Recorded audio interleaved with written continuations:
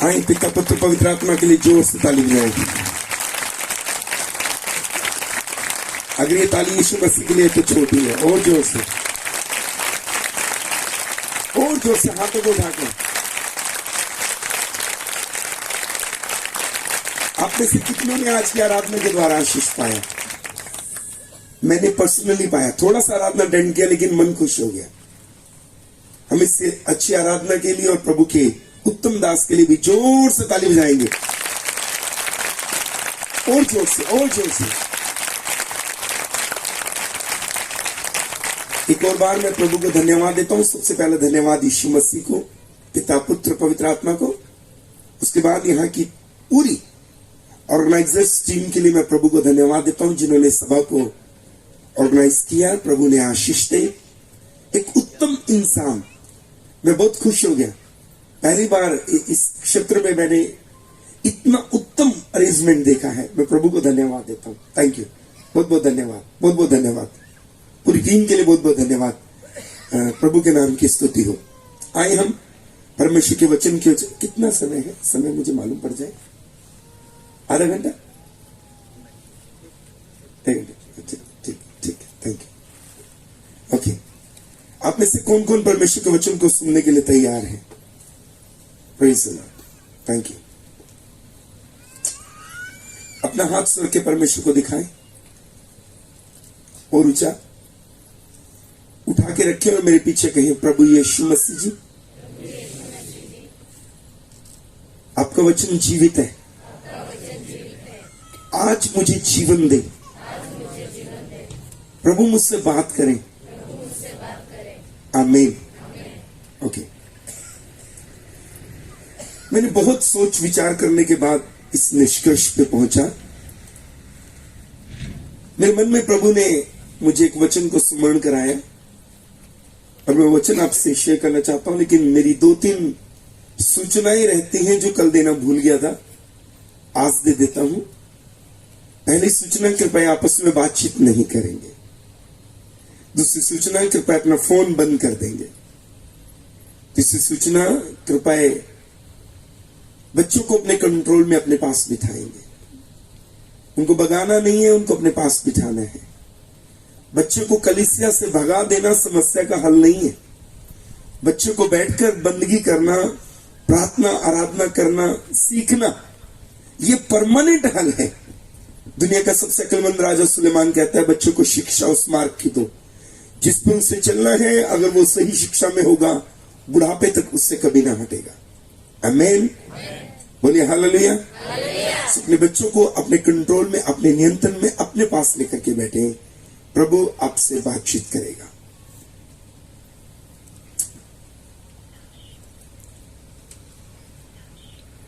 मैं बहुत प्रार्थना के साथ आपके सामने इस वचन को लेकर खड़ा हूं और मैं जानता हूं कि परमेश्वर आपसे पर्सनली बात करना चाहते हैं।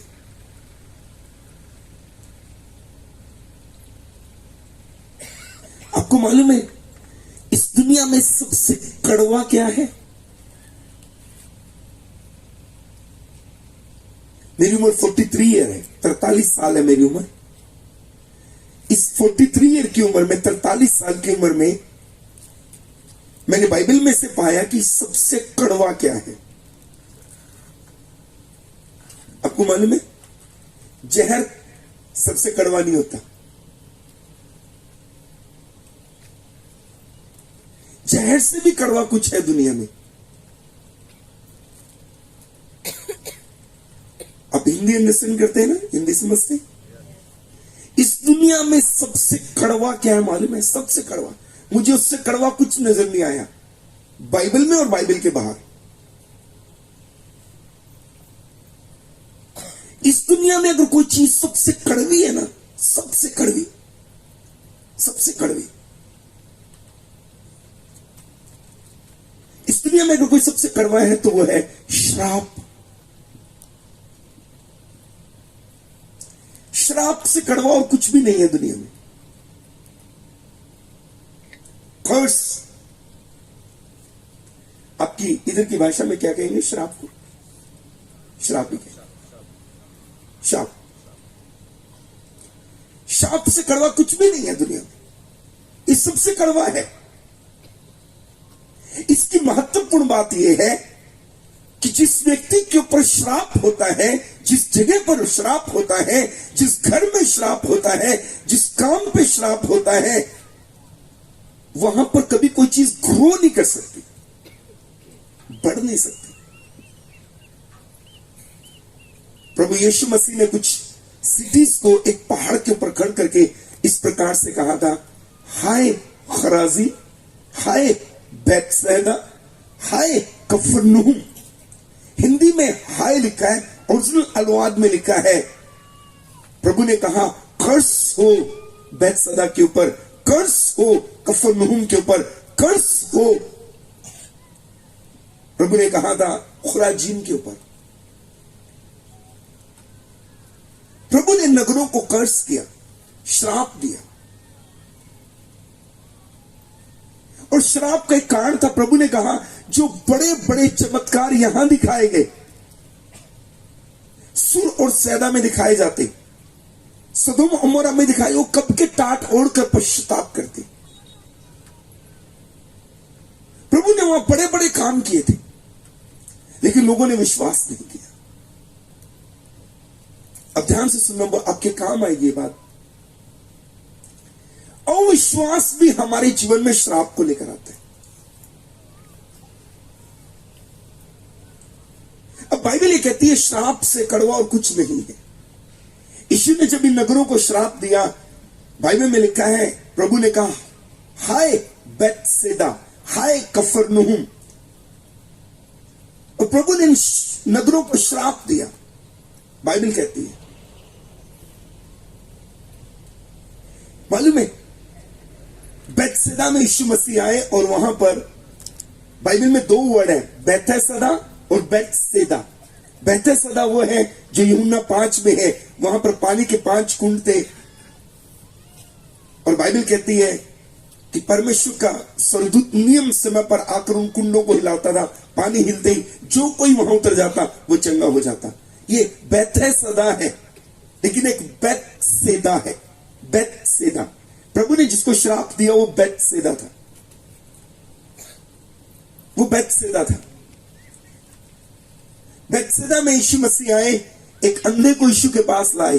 बाइबल में लिखा है यीशु मसीह ने उसको पकड़ा, वो उसको नगर के बाहर ले गए, सिटी के बाहर ले गए, और सिटी के बाहर ले जाकर प्रभु ने उसको चंगा किया।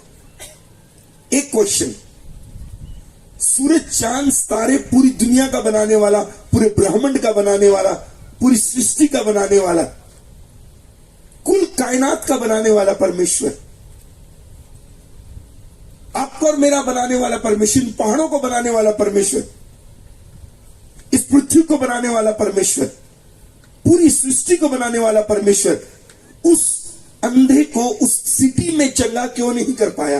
रीजन, क्योंकि प्रभु ने उस सिटी को कर्स किया था, श्राप दिया था। हाय बैतसैदा, प्रभु ने उसको श्रापित कर दिया था। पूरी दुनिया का बनाने वाला भी ये जानता है कि जहां श्राप है वहां पर कोई चीज ग्रो नहीं कर सकती, वहां पर कोई चीज पैदा नहीं हो सकती, वहां पर कोई चीज उत्पन्न नहीं हो सकती। इसलिए प्रभु उसको सिटी के बाहर ले गए। श्राप की सबसे बुरी बात यह है कि श्राप किसी चीज को ग्रो नहीं करने देता, बढ़ने नहीं देता। जहां श्राप होता है ना, वहां चीजें घटती जाती हैं, वहां चीजें कम होती जाती हैं, वहां पर कोई चीज उत्पन्न नहीं हो सकती, फ्रूटफुल नहीं हो सकती, फलवंत नहीं हो सकती। इस दुनिया में अगर कोई सबसे कड़वी बात है तो वो श्राप है। अब महत्वपूर्ण बात यह है कि दुनिया में बहुत से लोगों को ये पता ही नहीं कि मुझ पर श्राप पड़ा हुआ है। कमाल की बात यह है, इस दुनिया में बहुत से लोगों को मालूम ही नहीं है कि मैं श्राप के नीचे हूं। इसमें फाइनेंशियली ग्रो नहीं कर पाते, वो मिनिस्ट्री में ग्रो नहीं कर पाते। मैं कितने सेवकों को जानता हूं जिनके ऊपर श्राप है, उनकी मिनिस्ट्री ग्रो नहीं करती, वो वही है जहां है। 50 साल पहले भी उनके पास 50 लोग थे, 50 साल बाद भी देखो 50 लोग ही हैं, ग्रो नहीं कर पाएंगे। उनकी मिनिस्ट्री में कोई इजाफा नहीं है। कुछ फैमिलीज है, उनके बिजनेस में कोई इजाफा नहीं है, वो घटते हैं, बढ़ते नहीं है, वो घटते हैं। श्राप कभी भी आपको बढ़ने नहीं देता। ये श्राप का सबसे बड़ा अवगुण है, इसकी खासियत है, वो कभी भी किसी इंसान को ग्रो नहीं करने देता। जब प्रभु ने अब्राहम को बुलाया, प्रभु ने अब्राहम को उत्पत्ति की किताब 12 अध्याय में बुलाया। प्रभु ने बुलाकर अब्राहम को 7 प्रॉमिस, बुलाने के बाद प्रभु ने उससे 7 वायदा किए। दोबारा बोलता हूं ताकि आप इसको समझ सके। प्रभु ने 7 वायदा करके अब्राहम को नहीं बुलाया, अब्राहम को बुलाकर 7 वायदा किए। फर्क है, जमीन आसमान का फर्क है। हेलो, प्रभु ने अब्राहम को 7 वायदा करके नहीं बुलाया, बुलाने के बाद 7 वायदा किए। ऐसा था, प्रभु ने अब्राहम को यह नहीं बोला ये आईफोन 13 है, मेरे पीछे आ जाइए मिलेगा, ऐसा नहीं है। प्रभु ने कहा मेरे पीछे आ, वो सब कुछ छोड़कर प्रभु के पीछे आ गया। प्रभु ने कहा अब मैं तुझे ये ब्लेसिंग दूंगा। अब समझे, यही तो विश्वास है। आप कोई चीज देखकर तो किसी के भी पीछे आ जाएंगे। हेलो, आप कोई भी ब्लेसिंग देखकर तो किसी के भी पीछे आ जाएंगे। अब्राहम को प्रभु ने ब्लेस करने का वायदा नहीं किया था, पहले बुलाया। जब अब्राहम आया, विश्वास से आया, उसके बाद प्रभु ने उसको ब्लेसिंग देने का वायदा किया। बोलिए हालेलुया, बोलिए हालेलुया। इसलिए तो उसको विश्वासियों का पिता कहते हैं। बोलिए आमीन, जैसे बोलो आमीन। प्रभु ने अब्राहम से बुलाकर 7 वायदा किया। 7 वायदा करके नहीं बुलाया, बुला के 7 वायदा किया। वो 7 वायदा मैं आपके सामने बताना चाहूंगा ताकि आप समझ पड़े श्राप किसको कहते हैं। जब प्रभु ने अब्राहम को बुलाया, उत्पत्ति की किताब 12 अध्याय आप मेरे साथ निकाल लीजिए, काउंट कर लीजिए, मेरे साथ निकालिए। उत्पत्ति 12 मेरे साथ गिनिएगा, पूरे 7 वायदा हैं। ओके। यहोवा ने अब्राहम से कहा अपने देश और अपने कुटुंबियों और अपने पिता के घर को छोड़कर उस देश को जा जो मैं तुझे दिखाऊंगा। ये बोलने के बाद, और जब अब्राहम ने ये कर दिया, उसके बाद प्रभु ने उससे कहा, उसके बाद प्रभु ने, जब वो अपने पिता के घर को छोड़कर बाहर आया और चल पड़ा, तब प्रभु ने उससे कहा, और जहां और आता है ना, इसका अर्थ ऑलरेडी एक काम हो चुका है, अब नेक्स्ट काम की शुरुआत हुई है। अपने पिता के घर को छोड़कर, अपने कुटुंबियों को छोड़कर उस देश को जो मैं तुझे दिखाऊंगा। जब अब्राहम ने ये कर लिया, और अब वायदा आया। प्रभु ने कहा, नंबर 1 फर्स्ट प्रॉमिस, प्रभु ने कहा मैं तुझसे एक बड़ी जाति बनाऊंगा। वायदा नंबर 1, मैं तुझे आशीष दूंगा। वायदा नंबर 2, तेरा नाम महान करूंगा। वायदा नंबर 3, तू आशीष का मूल होगा। वायदा नंबर 4, जो तुझे आशीष दे उन्हें मैं आशीष दूंगा। वायदा नंबर 5, जो तुझे कोसे श्राप दे उसे मैं श्राप दूंगा। वायदा नंबर 6, भूमंडल के सारे कुल तेरे द्वारा आशीष पाएंगे। वायदा नंबर 7। ये 7 प्रॉमिस प्रभु ने अब्राहम से किया। 7 वायदा प्रभु ने अब्राहम से किया। अब समझना मेरी बात को, इसमें से छठा जो प्रॉमिस था, प्रभु ने उसको कहा, आप बाइबल बंद कर दे, मेरी तरफ देखिए प्लीज। 6th छठा प्रॉमिस याद दिलाना चाहूंगा, जो तुझे आशीष दे उन्हें मैं आशीष दूंगा, जो तुझे श्राप दे उन्हें मैं श्राप दूंगा। आगे देखो, मेरी तरफ देखो प्लीज, 1 मिनट के लिए मेरी तरफ देखो, आगे देखना। जब प्रभु ने अब्राहम को बुलाया, अब्राहम प्रभु के पीछे चल गया, तो प्रभु ने उसको मालूम है क्या बोला, तेरी प्रोटेक्शन के लिए मैं एंजल्स को अपॉइंट नहीं कर रहा। तू कहीं भी जाएगा, फरिश्ते तेरे साथ रहेंगे, मैं ऐसे वाला वायदा तुझसे नहीं करता।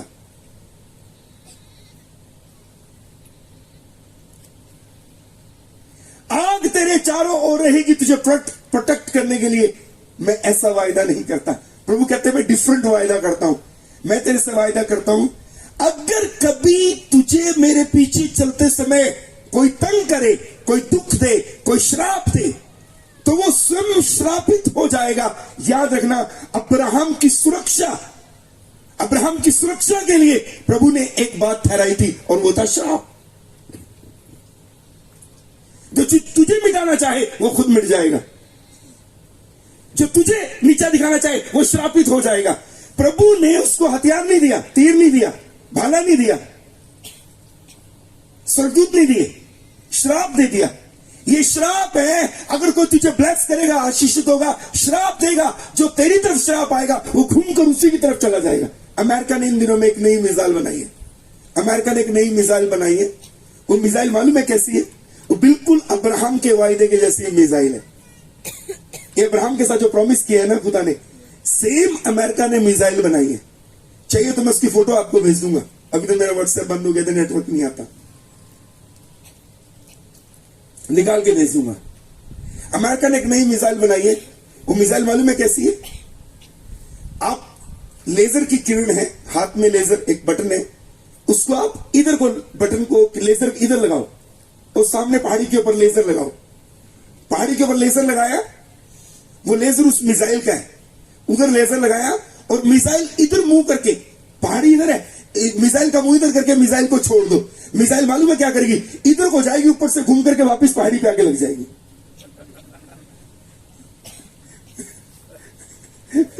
मिसाइल का मुंह इधर था लेकिन लेजर पहले उधर लगाया और वो लेजर मिसाइल के साथ सेट है। जिधर आप लेजर की किरण करोगे मिसाइल उधर को जाएगी, इधर को छोड़ोगे वो घूम घमा के फिर उधर को चली जाएगी। ये अब्राहम का जो प्रॉमिस था उसके जैसा है। जो तुझे श्राप दे वो खुद श्रापित हो जाएगा। माने कोई अब्राहम को पकड़ के श्राप देगा, प्रभु कहते वो तेरी तरफ तो आएगा पर तेरे पास लगने से पहले वो घूम घमा के उसी के पास आके लग जाएगा। क्या कमाल की सुरक्षा दी प्रभु ने। हेलो। तो अब्राहम को जो प्रोटेक्शन मिली खुदा की तरफ से वो था, जो तुझे श्राप दे वो स्वयं श्रापित हो जाएगा। क्या कमाल की प्रोटेक्शन है। जो तुझे घटाना चाहे वो खुद घटना शुरू हो जाएगा। जो तुझे मिटाना चाहे खुद मिटना शुरू हो जाएगा। ये उसकी प्रोटेक्शन थी, ये उसकी सुरक्षा थी। मैं आगे बढ़ना चाहूंगा। श्राप बहुत भयंकर है, ये कभी ग्रो नहीं करने देता, ये कभी ग्रो नहीं करने देता। और कमाल की बात है, बहुत से लोगों को ये नहीं मालूम कि उनके ऊपर श्राप है। और याद रखना, श्राप सालों साल पीढ़ी दर पीढ़ी इंसान का पीछा करता है। कुछ श्राप 3 पीढ़ी, कुछ श्राप 5 पीढ़ी, कुछ श्राप 7 पीढ़ी और कुछ श्राप 10 पीढ़ी तक इंसान का पीछा करते हैं। कुछ श्राप 3 पीढ़ी, कुछ 5 पीढ़ी, कुछ 7 पीढ़ी और कुछ 10 पीढ़ी तक इंसान का पीछा करते हैं। बाइबल में लिखा है, मोआब और अम्मोन को प्रभु ने एक श्राप दिया था और वो श्राप था 10 जनरेशंस, 10 पीढ़ी तक ये मेरे घर में नहीं आ सकते। अगर कोई मोआबी और अम्मोनी गलती से भी प्रभु के घर की तरफ आ जाता, मर जाता था। 10 जनरेशंस तक प्रभु ने उनको कर्ज कर दिया, श्राप दे दिया। ये 10 पीढ़ी तक भी मेरे पास नहीं आ सकते। अब ध्यान से समझना, श्राप जहां पड़ा है वहां पर कभी ग्रो नहीं होगा कुछ। इसलिए बहुत से भाई बहन परेशान रहते हैं, मैं बढ़ क्यों नहीं रहा, मेरा काम क्यों नहीं चल रहा, मेरी नौकरी क्यों नहीं लगी, मेरे बच्चे क्यों नहीं सेटल हुए, हमें औलाद क्यों नहीं है, हमारी फैमिली क्यों नहीं ग्रो कर पाई, हम फाइनेंशियली साउंड क्यों नहीं हो पाए, हमारे रास्ते क्यों नहीं खुल पाए, हम तरक्की क्यों नहीं कर पाए, हमारे बच्चे क्यों नहीं बढ़ पाए। सुनो, एक कारण हो सकता है श्राप। चेक करो कहीं वो तो नहीं है। अगर श्राप है तो नहीं बढ़ेंगे। और कमाल की बात, ये नए नियम और पुराने नियम दोनों में लिखा हुआ है। ये नए नियम में भी लिखा, पुराने नियम में भी लिखा, श्राप इंसान को बढ़ने नहीं देता। मैं लौटकर जल्दी से वापस आऊंगा। मैं आपको बताऊंगा कि श्राप कितना भयंकर होता है, कितना क्रूर होता है। उसके बाद हम देखेंगे श्राप, पहले हम देखेंगे आता कैसे है, फिर उसका प्रभाव देखेंगे और फिर जाता कैसे, ये भी देखेंगे। बोलिए हालेलुया। तो ऊंची बोलिए हालेलुया। ओके, हम सबसे पहले देखेंगे श्राप का प्रभाव क्या रहता है। एक देश है, उसका नाम अमेरिका है। एक देश है, उसका नाम अमेरिका है। और मैंने जब स्टडी किया तो मुझे मालूम पड़ा, अच्छे से स्टडी करने के बाद मुझे मालूम पड़ा, अमेरिका जब इस्टेब्लिश हुआ, अमेरिका जब बना, तो वहां पर जो पहले से लोग रहते थे उन्होंने अमेरिकन गवर्नमेंट के आगे अपने कुछ डिमांड्स को रखा, अपनी कुछ शर्तों को रखा। अमेरिकन गवर्नमेंट ने, जो नई गवर्नमेंट बनी, उसने वहां के जो पहले रहने वाले लोग हैं उनकी शर्तों को मानने से इनकार कर दिया। अमेरिकन गवर्नमेंट कहती है हम तुम्हारी शर्तों को नहीं मानेंगे। तो अमेरिका में सिविल वॉर, जिसे गृह युद्ध कहते हैं, वो शुरू हो गया। दुनिया में सबसे भयंकर देश अमेरिका है, जिसने सिविल वॉर को, गृह युद्ध को झेला। सबसे ज्यादा अमेरिका ने झेला। माने गृह युद्ध समझते हैं? गृह युद्ध का अर्थ है एक पड़ोसी दूसरे पड़ोसी को मार रहे, काम पे, ड्यूटी पे काम करने वाला एक व्यक्ति साथ वाले व्यक्ति को मार रहा है, इसको गृह युद्ध कहते हैं। दुश्मन को नहीं मार रहे, अपने आप ही घर में, अपने मोहल्ले में आपस में एक दूसरे को मार रहे हैं, इसे गृह युद्ध कहते हैं, सिविल वॉर कहते हैं इंग्लिश में। और अमेरिका में बहुत था, क्योंकि अमेरिकन गवर्नमेंट ने वहां के लोकल लोगों को वहां के राइट्स देने के लिए मना कर दिया। तो गवर्नमेंट ने वहां के लोगों को बुलाया, जो पहले अमेरिका में रहते थे, उनको बुला के बोला, सुनो सुनो, ये तुम मार काट बंद कर दो। जो लोग बाहर से आते हैं तुम इन्हें मार देते हो, ये मार काट बंद कर दो। गले काट देते थे, चाकू मार देते थे, पानी में डुबो देते थे, बोले ये सब बंद कर दो।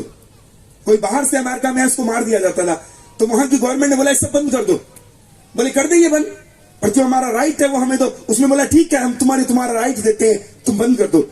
गवर्नमेंट का टेबल के ऊपर बैठकर समझौता हो गया। ये जो सिविल लोग थे, वहां के रहने वाले लोग थे, उन्होंने अपने सारे हथियार गवर्नमेंट को जमा करा दिए। अपनी बंदूक दे दी, अपनी तलवारें दे दी, अपने सारे हथियार गवर्नमेंट को दे दिए। जब सारे हथियार गवर्नमेंट के पास आए, गवर्नमेंट कहती है हम तुम्हें कुछ नहीं देंगे, भाग जाओ। सरकार मुकर गई। अब जब सरकार मुकर गई, इन लोगों को मालूम था, अमेरिका के लोगों को, ये बाइबल पढ़ते थे, इनको पता था अब हमारे पास हथियार कोई नहीं है, पर एक हथियार है, और वो हथियार ये है। ये सारे लोग इकट्ठे होकर अमेरिका के व्हाइट हाउस के आगे खड़ के इस प्रकार से बोलने लगे, आज के बाद इस व्हाइट हाउस में कोई भी राष्ट्रपति अपना काम पूरा ना कर पाए, वो अपनी बीच उम्र में मर जाए, ये बोलकर, ये श्राप देकर वो लोग अपने घर चले गए।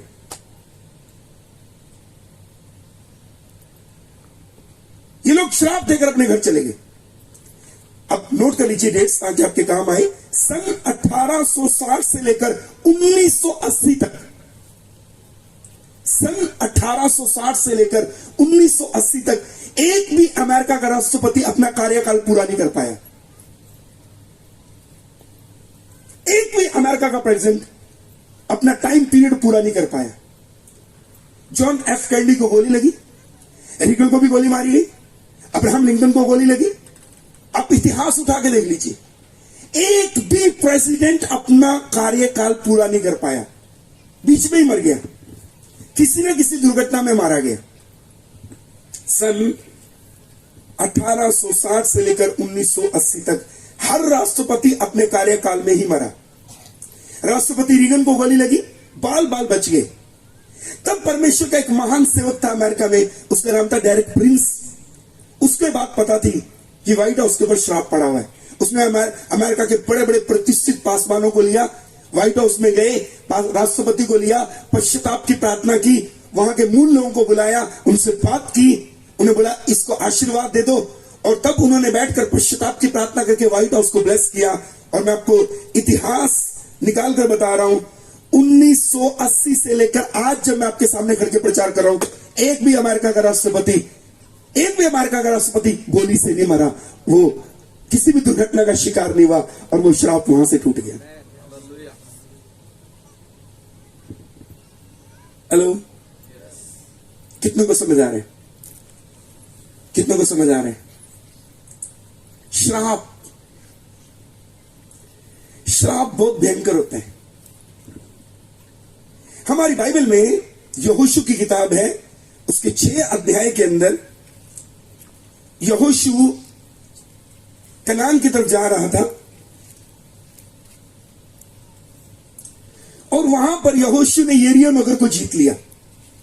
यरीहो नगर को जीतने के बाद, पढ़ लीजिए, कोई भी हिंदी में पढ़े, यहोशू की किताब 6 अध्याय 26 पद को पढ़े। 6 अध्याय 26 पद, हाँ जी, हिंदी में पढ़े।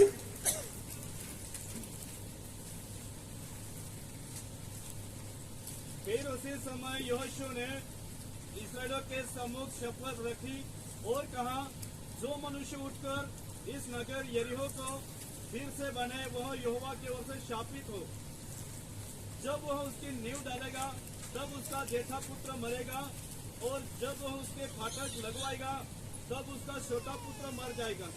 यहोशू 6 अध्याय 26 पद में लिखा है, फिर उसी समय यहोशू ने इजरायलियों के सन्मुख शपथ रखी और कहा, जो मनुष्य उठकर इस नगर यरीहो को फिर बनाए वह यहोवा की ओर से श्रापित हो। जब वह उसकी नींव डालेगा तब उसका जेठा पुत्र मर जाएगा, और जब वह उसके फाटक लगाएगा तब उसका छोटा पुत्र मर जाएगा। और यहोवा यहोशू के संग रहा, और यहोशू की कीर्ति उस देश में फैलती गई। आगे देखिए, आगे देखिए प्लीज। बहन 2 मिनट के लिए लेके घुमा लीजिए।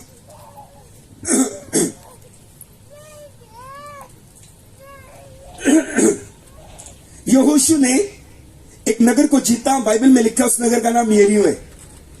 यरीहो को जीतने के बाद यहोशू ने ऐसा कहा, अब जो व्यक्ति इस यरीहो नगर को फिर से बनाएगा, जिस दिन वो इसकी नींव को खोदेगा नींव को खोदेगा, उस दिन उसका बड़ा बेटा मरेगा, और जिस दिन वो इसके फाटक लगाएगा उस दिन उसका छोटा बेटा मर जाएगा। यीशु मसीह के इस दुनिया में आने से लगभग 1300 साल पहले यहोशू ने यह बात बोली, और यीशु मसीह के इस दुनिया में आने से लगभग 800 साल पहले एक राजा की किताब 16 अध्याय का 34 पद पढ़ो। एक राजा 16 अध्याय 34 पद निकालिए, सब निकालिए और पढ़िए इसको प्लीज, आपके काम आएगा ताकि आप आज के वचन को समझ सके। एक राजा की किताब 16 अध्याय 34 पद।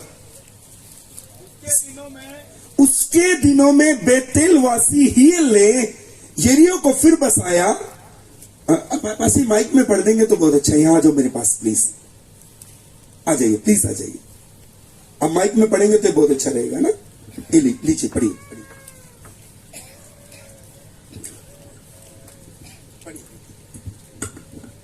उसके दिनों में बेतेलवासी हील ने यरीहो को फिर बसाया। जब उसने उसकी नींव डाली तब उसका जेठा पुत्र अबीराम मर गया, और जब उसने उसके फाटक खड़े किए तब उसका छोटा पुत्र संगूब मर गया। यह यहोवा की उस वचन के अनुसार हुआ जो उसने नून के पुत्र यहोशू के द्वारा कहलवाया था। बस आगे देखो, मेरी तरफ देखो। बाइबल बंद कर दो 1 मिनट के लिए प्लीज। बाइबल बंद कर दो, मेरी तरफ देखना आपने प्लीज। बाइबल बंद कर दे, मेरी तरफ देखिए। यहोशू ने कहा, अब जो इस यरीहो नगर को बसाएगा, जब इसकी नींव खोदेगा उसका बड़ा बेटा मरेगा, फाटक लगाएगा उसका छोटा बेटा मर जाएगा। यीशु मसीह के इस दुनिया में आने से 1300 साल पहले यहोशू ने बात बोली। यीशु मसीह के दुनिया में आने से 800 साल पहले, यहोशू के बोलने के लगभग 500 साल के बाद, एक व्यक्ति जिसके विषय में अभी यहां पर हमने पढ़ा, लिखा है उसके दिनों में बेतेलवासी हील ने यरीहो को फिर बसाया। उसने उसकी नींव डाली तब उसका जेठा पुत्र अबीराम मर गया। उसने उसके फाटक खड़े किए तब उसका छोटा पुत्र सगूब मर गया। और लिखा है ये उस यहोशू के वचन के अनुसार हुआ। और यहोशू ने कहा था, श्रापित होगा जो उस नगर को बसाएगा। और श्राप ऐसे पड़ेगा, जब नींव खोदेगा बड़ा बेटा मरेगा, नींव फाटक लगाएगा छोटा बेटा मर जाएगा। मेरी तरफ देखना, यहोशू ने जब ये शब्द बोले, यीशु मसीह के 1300 साल पहले बोले, और जब उस व्यक्ति ने, अबीराम ने ये फाटक लगाए और नींव खोदी, यीशु मसीह के इस दुनिया में आने से 800 साल पहले किया। 500 साल बाद, मेरी तरफ देखो, यहोशू के मुंह के निकले शब्द, 500 साल का फर्क है बीच में। 500 साल यहोशू ने जब बोला और जब हील ने उस नगर को बसाया, इसके बीच में 500 साल का अंतर है। अब मैं आपसे एक सवाल पूछता हूं, यहोशू के मुंह से निकला एक श्राप का शब्द 500 साल तक दुनिया में जिंदा रहा। कितने साल तक जिंदा रहा? ऊंचे आवाज से बोलो, कितने साल तक जिंदा रहा? यहोशू के मुंह से निकला श्राप का एक शब्द 500 साल तक धरती पर जिंदा रहा। 500 साल तक वो शब्द मरा नहीं, वो यरीहो की नींव के ऊपर पड़ा रहा, जिंदा था वो। एक श्राप जो यहोशू ने बोल दिया, वो 500 साल तक वजूद में रहा। बाइबल कहती है वर्ड नेवर डाई, शब्द कभी मरता नहीं है। 500 साल तक वो शब्द जिंदा रहा, श्राप का शब्द। और जैसे किसी ने नींव खोदी उसके ऊपर लग गया, वो उसके बच्चों पे लग गया। कोई कोरोना नहीं था इस व्यक्ति के बच्चों को, ये अभिराम के बच्चों को कोई कोरोना नहीं था कि हम बोले कोरोना हो गया जी 1 मिनट में डेथ होगी। कोई हार्ट फेल नहीं हुआ, कोई एड्स की बीमारी नहीं लगी, कोई कैंसर नहीं हुआ, कोई किडनियां फेल नहीं हुई। लेकिन मालूम है क्या हुआ? वो यहोशू के द्वारा बोला गया श्राप का शब्द वो जिंदा हो गया। और देखिए कितनी जल्दी उसने मार दिया। इधर नींव खुल रही है, उधर उसका बच्चा मर रहा है, इधर मेन गेट लग रहा है, उधर उसका बच्चा मर रहा है। कितनी जल्दी एक्टिव हुआ। अब आपको पता चलेगा श्राप कब तक पीछा कर सकता है। मेरे भाई बहनों, इस पंडाल में बैठे प्रभु के दास दासियों, सुन लो, अपने बच्चों को श्राप देना बंद कर दो। आज बहुत से लोगों के बच्चे इसलिए सेटल नहीं है, आपके बेटे बेटियां इसलिए सेटल नहीं है, आपके बच्चों की फैमिली इसलिए सेटल नहीं है क्योंकि आपने अपने बच्चों के लिए श्राप दिए हुए हैं। आपने अपने बच्चों को देख के कहा होगा तू जिंदगी में कभी ग्रो नहीं कर पाएगा, तू ऐसा ही रहेगा, तू कभी बढ़ नहीं पाएगा, तू हमेशा ऐसी जिंदगी जिएगा, तेरी लाइफ में फेलियर ही है, तो कभी कामयाब नहीं हो सकता। ये जो शब्द आपने अपने बच्चों के लिए बोले हैं, वो शब्द आपके बच्चों का पीछा कर रहे हैं। मैं कुछ कहना चाहता हूं, मैंने पति पत्नी के रिश्ते के ऊपर डबल पीएचडी की है, प्रचार कर करके 25 साल हो गए।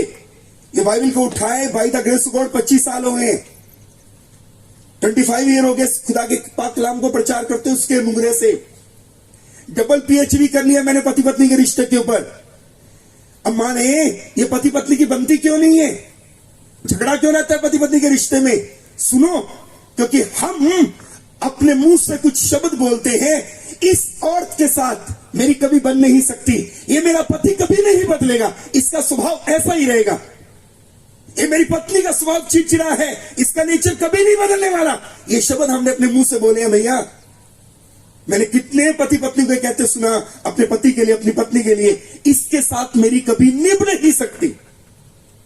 हेलो, अब क्योंकि आपने बोला है, अब वो शब्द काम करते हैं। अगर यहोशू के बोले शब्द 500 साल तक काम कर रहे, तो आपके बोले शब्द तो हर रोज काम करते होंगे। फिर थोड़े दिन पहले तो सैया बड़ा प्यार है, और अचानक से झगड़ा, और फिर प्यार, और फिर झगड़ा, और फिर प्यार, और फिर झगड़ा। भैया इसके पीछे कारण एक है, आपके मुंह के निकले गए गलत शब्द। हेलो, अगर आप बाइबल पढ़ते हैं, अगर आप प्रार्थना करते हैं, अगर आप चर्च जाते हैं, अगर आप आराधना करते हैं, अगर आप अभिषिक्त हैं, अपने शब्दों को सोच के बोलिए, वो जमीन पर गिरकर धराशायी नहीं होंगे, खत्म नहीं होंगे, वो पूरे होंगे। बी केयरफुल, आप बोल क्या रहे हैं। मैं कहता होता हूं, एक मेडिकल रिपोर्ट गलत आने का अर्थ ये नहीं कि आप जल्दी मर जाएंगे, लेकिन एक मेडिकल रिपोर्ट गलत आने के बाद मैंने अक्सर लोगों को कहते सुना, बस मेरी जिंदगी तो थोड़ी ही रह गई। अब उन्होंने अपने मुंह से बोलकर अपनी जिंदगी को कम कर लिया। मेडिकल रिपोर्ट ने उनकी जिंदगी कम नहीं की थी। हेलो, कितनों को समझ आ रहा है? समझ आ रहा नहीं आ रहा? हमारी चर्च के अंदर मैं 3 लोगों को जानता हूं जिनको कैंसर है।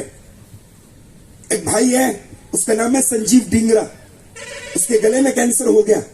सीएमसी में क्रिश्चियन मेडिकल कॉलेज में उसका इलाज चला, बायोप्सी रिपोर्ट में कैंसर आया, इलाज चला, कीमो लगी, रेडिएशंस लगी।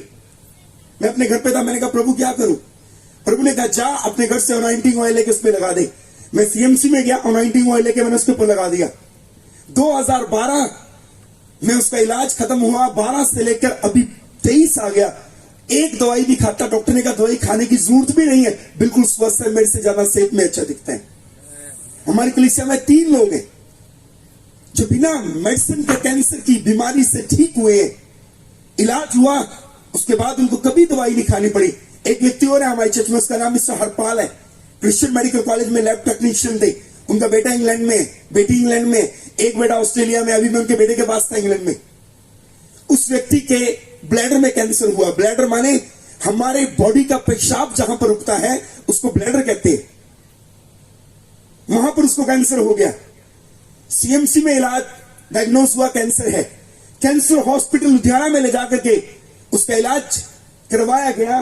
डॉक्टर ने 7.5 लाख रुपया खर्च हुआ। डॉक्टर ने उसका पेट खोला, उसकी बॉडी में से ब्लैडर निकाल के बाहर रख दिया, छोटी आंत को काटा, उसका ब्लैडर बना करके अंदर पेट में लगाया। अब पहले वो यूरिन रोक नहीं पाता था, थोड़े दिन के बाद अब वो यूरिन रोकने लगा। अब इंग्लैंड जाके आया, अब जब दिल करे यूरिन करता, जब दिल करे नहीं यूरिन करता। ब्लैडर नहीं है जहां पेशाब खट्टा होता है, थैली नहीं है, छोटी आंत को काट करके ब्लैडर बना के बॉडी में लगाया और वो नॉर्मल व्यक्ति के जैसे जिंदगी जी रहा है, बिना डाई पर के। जब दिल करे पेशाब करता, जब दिल करे नहीं करता, एक आम व्यक्ति के जैसे जिंदगी जी रहा है। कमाल की बात, कोई दवाई नहीं खाता, पूरी तरह से स्वस्थ है। बोलिए हालेलुया, बोलिए हालेलुया। नॉर्मल जिंदगी जी रहा है।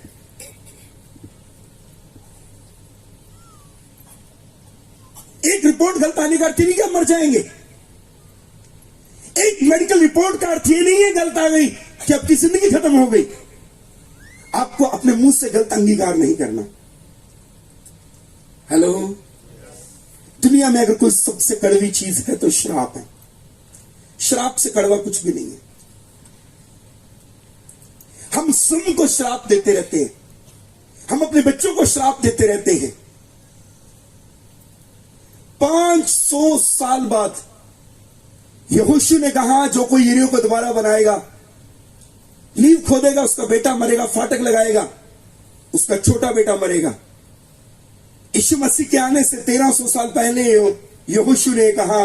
यीशु मसीह के दुनिया में आने से 800 साल पहले एक राजा 17 अध्याय 34 पद में हियल ने, जो हियल अभी यहां लिखा है, बेतेलवासी हियल ने यरीहो को फिर बसाया, और जब उसने उसकी नींव डाली तब उसका जेठा पुत्र अबीराम मर गया, और जब उसने उसके फाटक खड़े किए तब उसका छोटा बेटा सगूम मर गया। और लिखा है यहोशू के उस वचन के अनुसार हुआ जो परमेश्वर ने उसके द्वारा कहलाया था।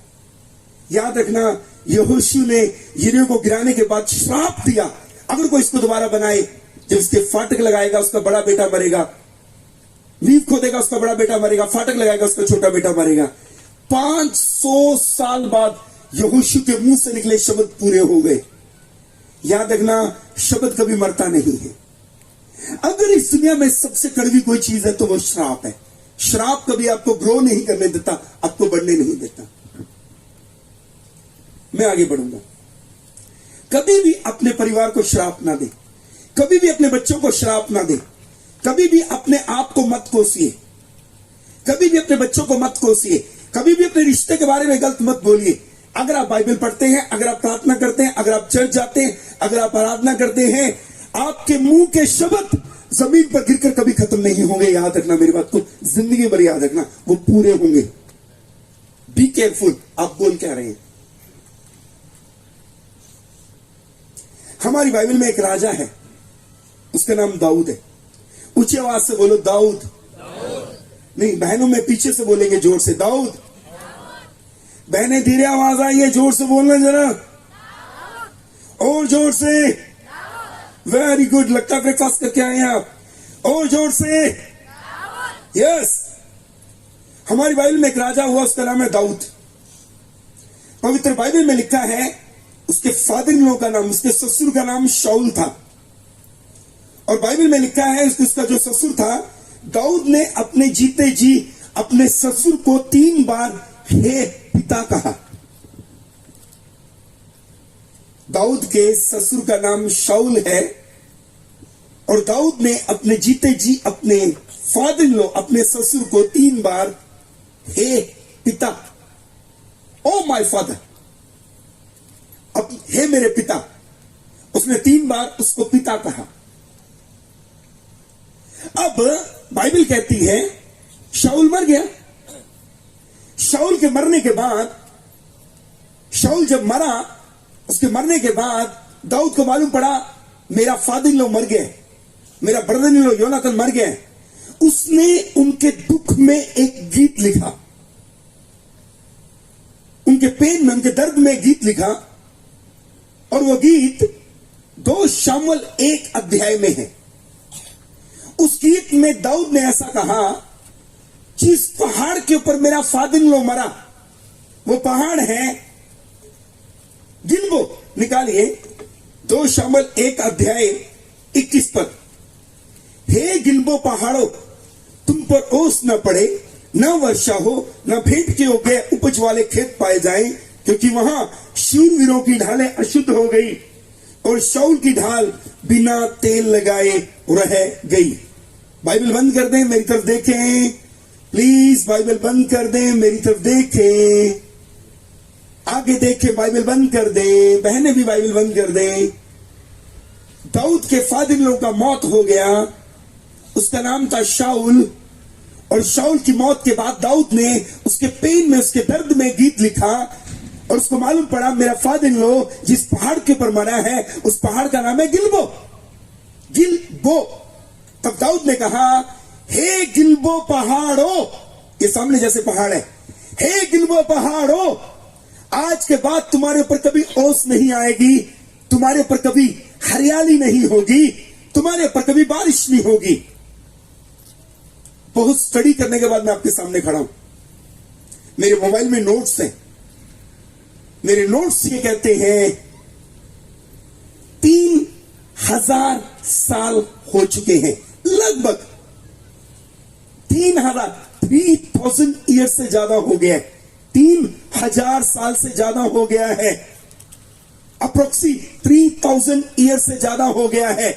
आज तक गिलबो पहाड़ के ऊपर एक बूंद भी पानी की नहीं आई, एक हरियाली का पत्ता नहीं पैदा हुआ, एक बूंद भी ओस की नहीं आई। इतने सालों में इतिहास गवाह है, हिस्ट्री इस बात को बता रही है। इजराइल में जाओगे, सारे पहाड़ हरे मिलेंगे, गिलबो पहाड़ के ऊपर ये वाली मिट्टी मिलेगी जहां आप बैठे हो। इजराइल के लोगों ने, वो खेती बाड़ी करने में बहुत तेज है, उन्होंने क्या किया, उस पहाड़ के ऊपर बड़े बड़े ट्रक लेके गए, मिट्टी के, नई मिट्टी के ढेर लगा दिए, और उनके ऊपर पौधे लगाए। जैसे पौधा लगाया वैसे पौधा सूख गया। तब उन्होंने कहा एक नया काम करते, बड़े बड़े ट्रकों में हरे हरे पौधे रखे गमलों में, और गिलबो पहाड़ के ऊपर लेके गए। जैसे जैसे ट्रक गिलबो पहाड़ के ऊपर जा रहा है, उसकी ओर बढ़ रहा है, पौधे सूखने शुरू हो गए। हर कोशिश कर ली इजराइल ने। इजराइल टेक्नोलॉजी के मामले में दुनिया में नंबर 1 है। यहां उनकी टेक्नोलॉजी फेल हो गई, सब कुछ करके देख लिया उन्होंने, लेकिन गिलबो पहाड़ के ऊपर एक पौधा भी कभी उन्होंने हरियाली का उत्पन्न करके नहीं दिखा सके। फेल हो गए।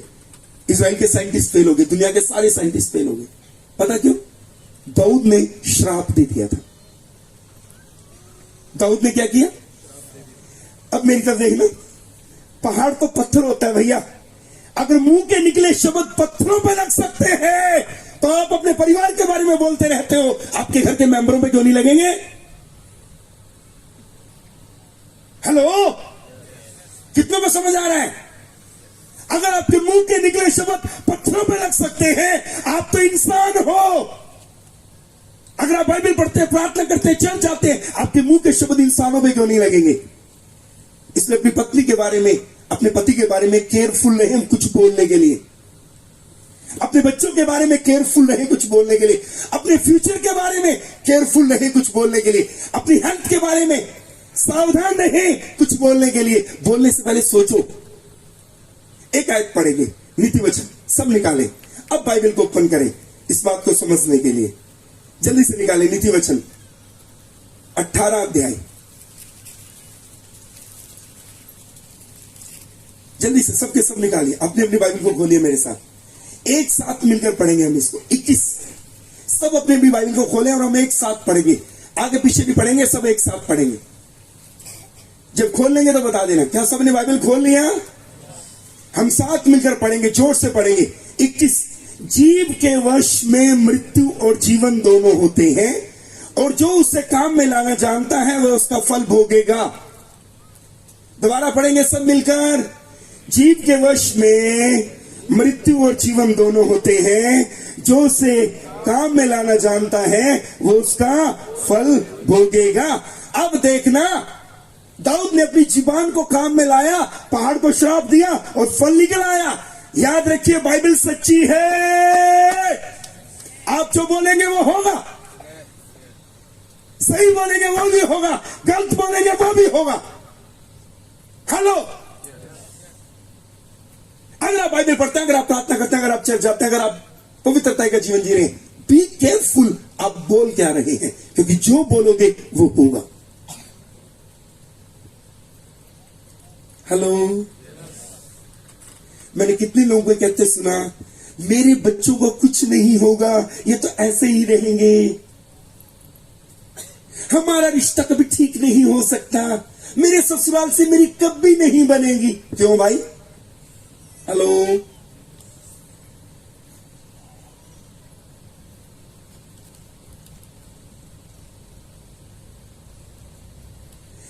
एक शुगर की रिपोर्ट ऊपर नीचे, अब तो मुझे सारी जिंदगी इंसुलिन लेना पड़ेगा। क्यों लेना पड़ेगा? वैसे तो नहीं लेना पड़ना था, लेकिन तुमने बोल दिया, अब पक्का लोगे तुम सारी जिंदगी, क्योंकि तुमने बोला है। एक मेडिकल रिपोर्ट गलत आने का अर्थ यानी कि सारी जिंदगी अब दवाई खाएंगे। मैं अपने घर बैठा था, मेरे पांव है ना, मेरे पांव के नीचे से आग निकल रही थी, बर्न हो रहे थे मेरे पांव। मैं अपने घर में, मेरे पांव बर्न हो रहे हैं, ऐसा लग रहा आग निकल रही है। मैंने मेरे चर्च के एक बिलीवर को बुलाया, मैंने बोला मेरा शुगर टेस्ट करो। नहीं, मैंने बोला मेरे टेस्ट करो। उसने कहा सबसे पहला टेस्ट शुगर का करेंगे, फास्टिंग में करेंगे। उसने मेरा फास्टिंग में शुगर किया, जैसे रिपोर्ट निकल गया, बोला बहुत बड़ा पंगा पड़ गया। मैंने बोला क्या हुआ? बोले आपको शुगर बहुत हो गई है। मैंने बोला मैं रद्द करता हूं इस शुगर नाम में, मुझे कोई शुगर नहीं है। मैंने मेरी वाइफ को बोला अच्छे से दूध गर्म करके चीनी डाल के ला।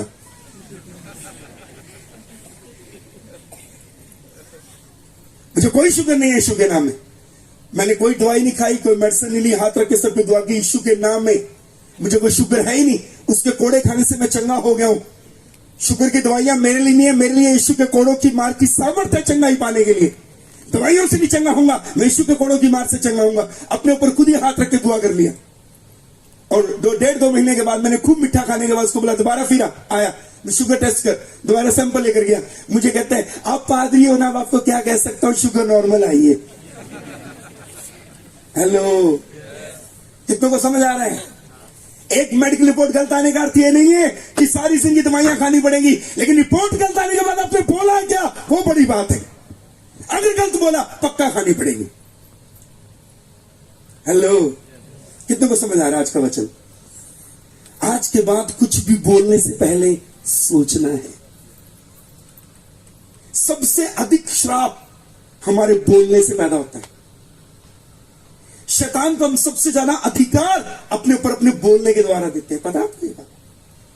अपने बोलने के द्वारा शैतान को सबसे ज्यादा अधिकार देते हैं हम लोग। हम बोलते बहुत हैं। हिंदी की बाइबल में लिखा है तो अपनी बातों के कारण निर्दोष, अपनी बातों के कारण दोषी ठहराया जाएगा। बाइबल में लिखा है तेरे शब्द थोड़े ही हो। हिंदी की बाइबल में लिखा है हर वो बात जो मनुष्य अपने मुंह से निकालता है उसको परमेश्वर की उन बातों का लेखा देना पड़ेगा। और जब मैंने सबोपदेशक पढ़ा तो मैं तो हिल गया। वहां लिखा है अपने भीतर की कोठरी में जाके भी राजा को शराप ना देना, आकाश का पंछी उड़ता हुआ कहीं न्याय के दिन तेरी बात को प्रकट ना कर दे। कभी नहीं मरेंगे आपके मुंह के शब्द, ये तो जिंदा रहेंगे। बोला क्या है ये महत्वपूर्ण है। आज के बाद अच्छा अच्छा बोलिए, यीशु का नाम लेके बोलिए, अपने आप को ब्लेस करें, अपनी हेल्थ को ब्लेस करें, अपनी फैमिली को ब्लेस करें, अपनी मिनिस्ट्री को ब्लेस करें। सबसे ज्यादा श्राप हमारे बोलने से आते हैं। हम एक्स्ट्रा बोलते रहते हैं। बाइबल कहती है हर वो बात जो मनुष्य अपने मुंह से बोलता है उसको उसका एक दिन न्याय देना पड़ेगा। याकूब की किताब 3 अध्याय अपने घर जाके पढ़ लेना। मुंह में श्राप और मुंह में आशीष है, ऐसा वहां लिखा है। याकूब 3 में लिखा है मुंह में श्राप है और मुंह में आशीष है। मैं आगे बढ़ूंगा। कुछ कारण हैं जिसके कारण श्राप बड़ी जल्दी से आते हैं। वो कारण जल्दी से बता करके मैं बंद करना चाहता हूं, टाइम हो गया।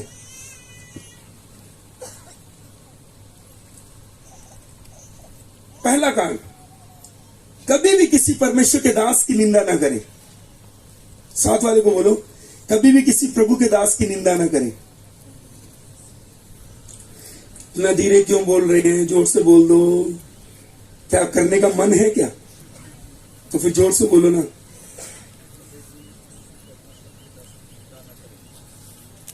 जोर से बोलो। कभी भी किसी प्रभु के दास की निंदा ना करें। कभी भी किसी प्रभु के दास को तुच्छ ना जाने। बाइबल में लिखा है, दाऊद परमेश्वर के संदूक को लेकर अपने नगर में आया।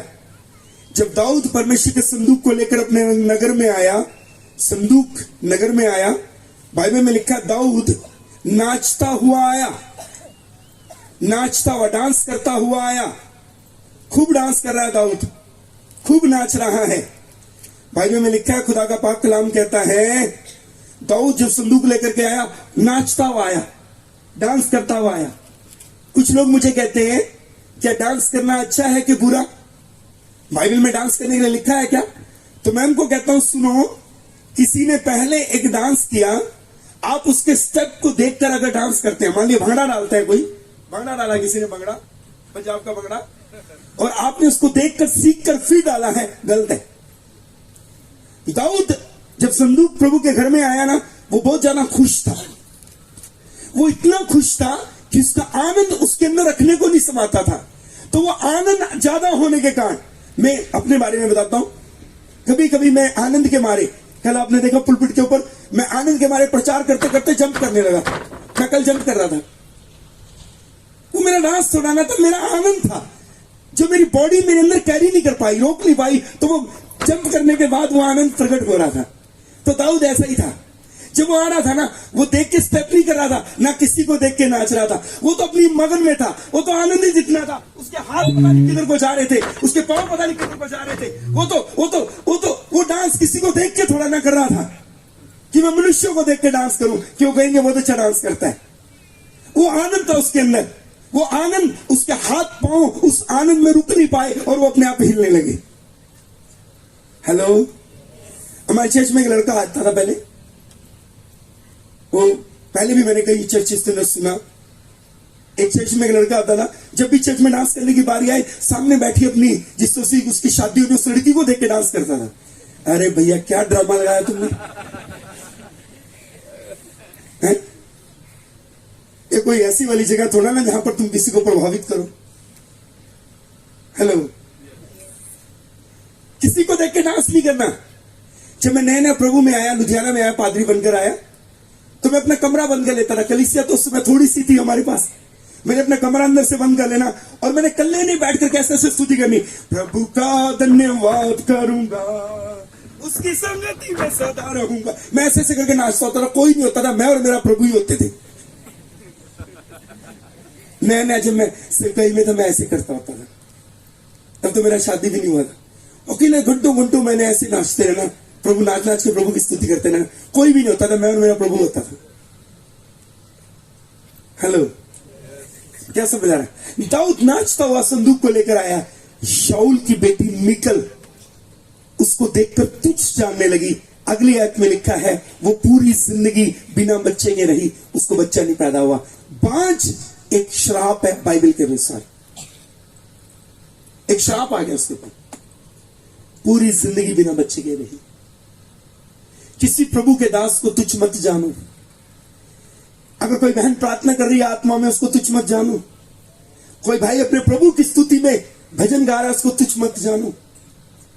किसी प्रभु के दास को तुच्छ मत जानो।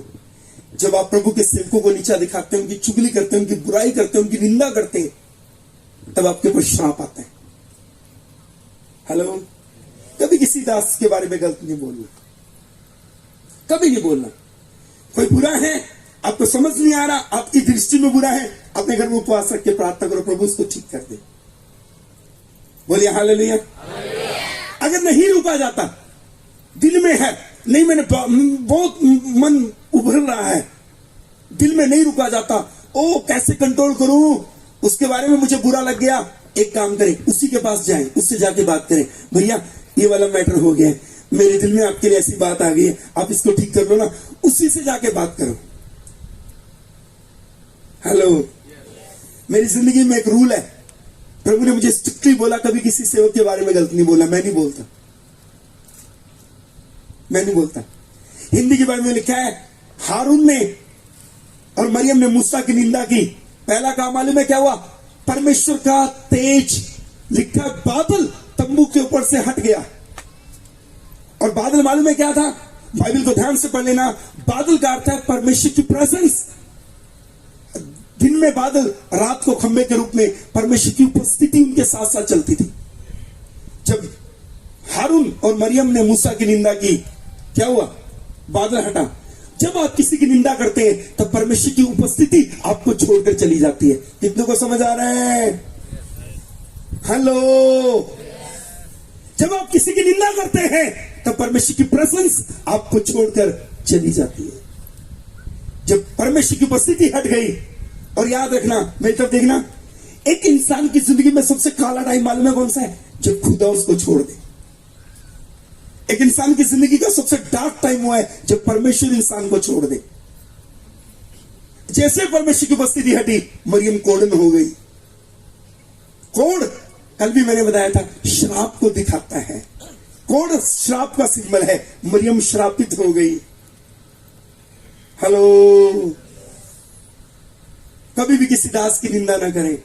कमी है, उपवास रखे, नहीं रुका जाता, उसके घर जाए, बैठ के बातचीत करे। बर्गर किंग में ले जाए, मैकडॉनल्ड ले जाए, KFC ले जाए, बर्गर खिला के बात करो। भैया ये कमी है तुम में। अपने घर खाने पे बुला लो, बैठ के बात करो, टेबल पे बात करो। मैं देहरादून में गया। देहरादून में एक जेल है, वहां मैं किसी को मिलने गया। देहरादून में विकास नगर में जेल, नई जेल विकास नगर के पास बनी है, पंडितवाड़ी के आगे, IMA के आगे, इंडियन मिलिट्री एकेडमी के आगे जाकर के उन्होंने जेल बना दी। अब नई जेल बनी है। जब मैं किसी को देहरादून जेल में मिलने गया, मैंने बाहर एक दीवार के ऊपर मालूम है क्या लिखा पड़ा? वहां बड़ा बड़ा लिखा था जेल की दीवार के ऊपर देहरादून में। वहां लिखा था दुनिया में कोई भी ऐसा मुद्दा नहीं है जो बैठ के हल ना हो सके, बातचीत से हल ना हो सके। देहरादून में जेल की दीवार के बाहर लिखा था। मेरे दिल में आया मैं पेंटर को लेकर आऊं, इसके नीचे एक लाइन और लिखवा दूं। वहां लिखा था दुनिया में कोई ऐसा मुद्दा नहीं जो बातचीत से हल ना हो सके। नीचे लिखा था महात्मा गांधी। जेल के बाहर लिखा, बड़ा बड़ा लिखो, बड़ा बड़ा। मेरे दिल में पेंटर को बुला के लाऊं, इसके नीचे एक लाइन और लिखवाऊं। अब पूछो कौन सी लाइन लिखवानी थी मैंने? पूछो कौन सी लाइन लिखवानी थी? पूछो। मेरे मन में आया मैं उसके नीचे एक लाइन लिखवा दूं, जिन्होंने बैठ के बातचीत नहीं करी वो सारे इस दीवार के अंदर है।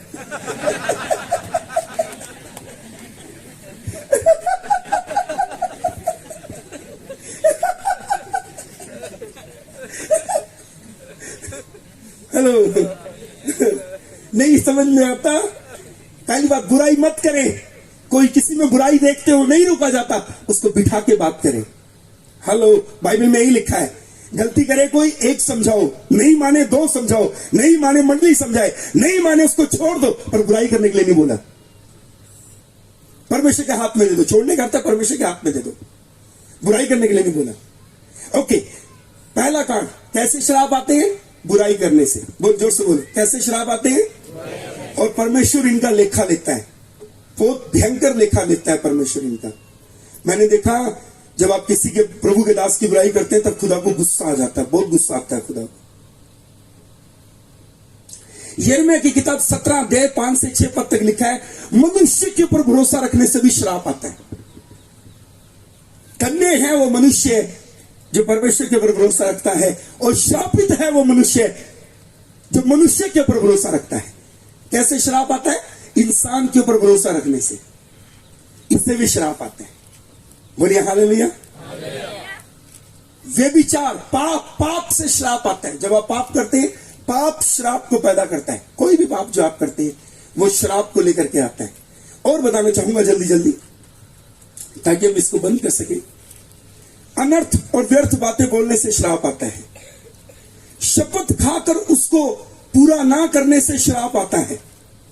वायदा जब आप करते हैं और आप उसको पूरा नहीं करते, उसके कारण भी आपके ऊपर श्राप आता है। बाइबल ऐसा कहती है, बाइबल ऐसा कहती है।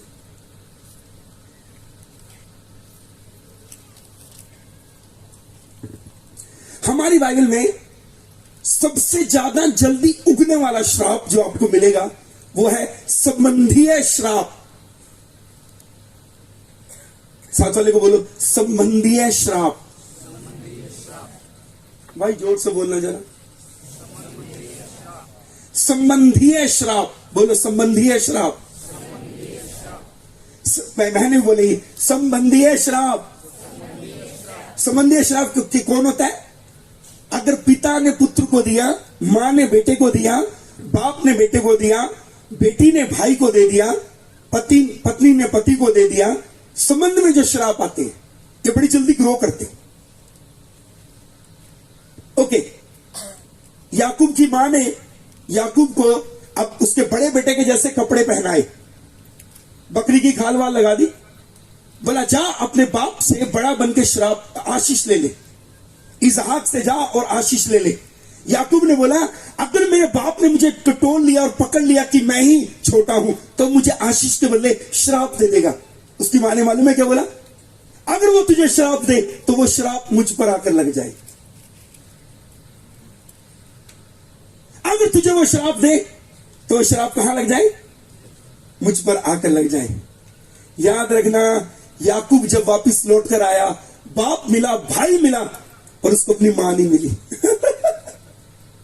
बाप मिला, भाई भी मिला, मां नहीं मिली, वो श्राप लग गया था। कितने लोगों को मैं कहते सुनाऊं, तुम्हारी बीमारी मुझे लग जाए, तुम्हारी जगह मैं मर जाऊं। क्यों तुम मरोगे? जब यीशु मसीह ने सलीब के ऊपर जान दी तो तुम काहे को मर रहे हो? तुम्हारा लहू यीशु के लहू से ज्यादा पवित्र है क्या? हेलो, तुम्हारी मृत्यु मुझे आ जाए, क्यों आ जाए?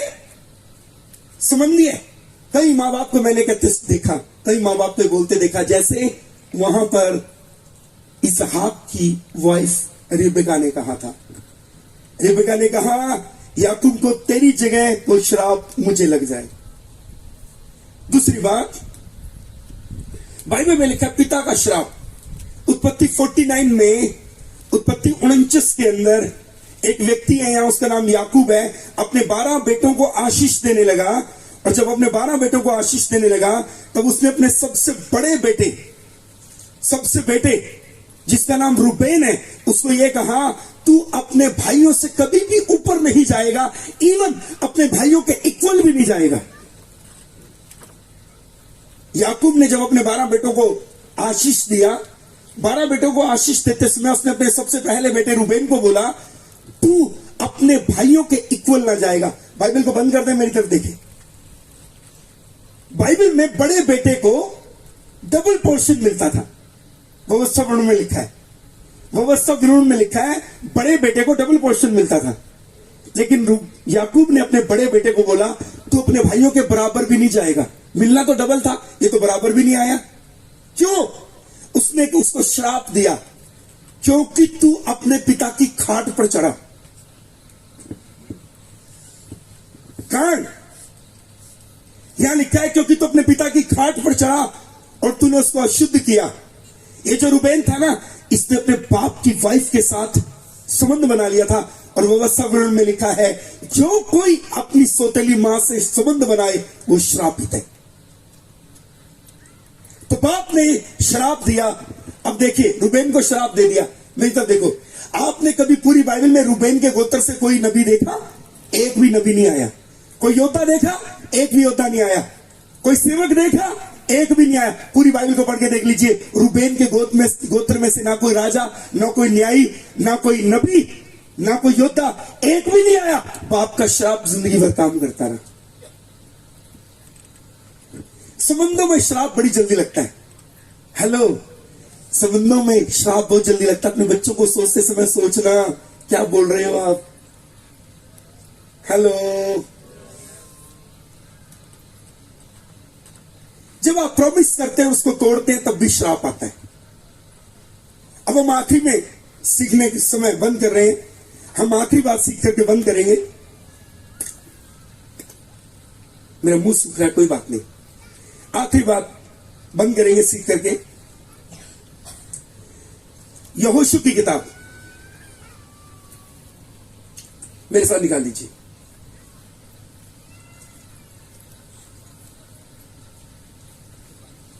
नहीं चाहिए सर। यहोशू की किताब 9 अध्याय,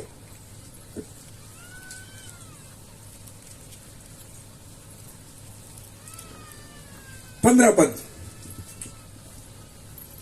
तब यहोशू ने उनसे मेल करके उनसे यह वाचा बांधी कि तुमको जीवित छोड़ेंगे, और मंडली के प्रधानों ने उनसे शपथ खाई। उनके साथ वाचा बांधने के 3 दिन के बाद उनको यह समाचार मिला कि वो हमारे पड़ोस में रहने वाले लोग हैं और हमारे ही मध्य में बसे हैं। आगे देखो, यहोशू जब कनान में गया, कनान को जीतता हुआ जा रहा था। अब हम देखेंगे श्राप कैसे टूटते। कौन कौन जानना चाहता है कि श्राप कैसे टूटते? हाथ उठाइए, जल्दी से हाथ उठाइए। 5 मिनट का प्रवचन रह गया, फिर हम बंद करने लगे। कौन कौन चाहता है श्राप कैसे टूटते, ये जानना? कौन कौन चाहता है? आज सारे खत्म हो जाएंगे श्राप। साथ वाले को बोलो, आज सारे श्राप खत्म हो जाएंगे। बोलिए आमीन। ये तो कितने अच्छे पादरी साहब हैं, हाथ मिला के बोल रहे हैं। Very good, very good, well done भाई साहब। ओके, अब हम तरीका सीखेंगे श्राप कैसे खत्म होते हैं। अनेकों कारण हैं जिसके कारण श्राप आ सकते हैं, पर हम तरीका देखेंगे। इजरायली कनान में गए, कनान को अपने अधिकार में लिया। यहोशू इनका नेतृत्व कर रहे थे, एक के बाद एक नगरों को जीतते हुए जा रहे थे। तब मालूम है क्या हुआ? इनके पास एक जाति के लोग आए, पुराने कपड़े पहने, टूटे जूते पहने और पुरानी मशकें लिए हुए कुप्पे लेकर इनके पास आ गए। उल्ली लगी रोटी लेकर आ गए। वो गिबोनी थे। यहोशू को आके कहते हैं, मंडली को आगे, दूर से आए हम, जब चले थे ये कुप्पे ठीक थे, चले थे रोटी ठीक थी, अब देखो उल्ली लग गई। चले थे जूते ठीक थे, अब टूट गए। चले थे कपड़े सही थे, अब फट गए। दूर से आए हम, हमारे साथ वाचा बांधो। बाइबल में लिखा है युद्ध के नियम व्यवस्था में परमेश्वर ने मूसा को सिखाया, जब तू किसी देश के ऊपर चढ़ाई करे पहले संधि का संदेश भेज। अगर संधि मान ले तो तू उनके साथ युद्ध मत करना। ये खुद ही आ गए और आकर इजरायलियों से संधि कर ली।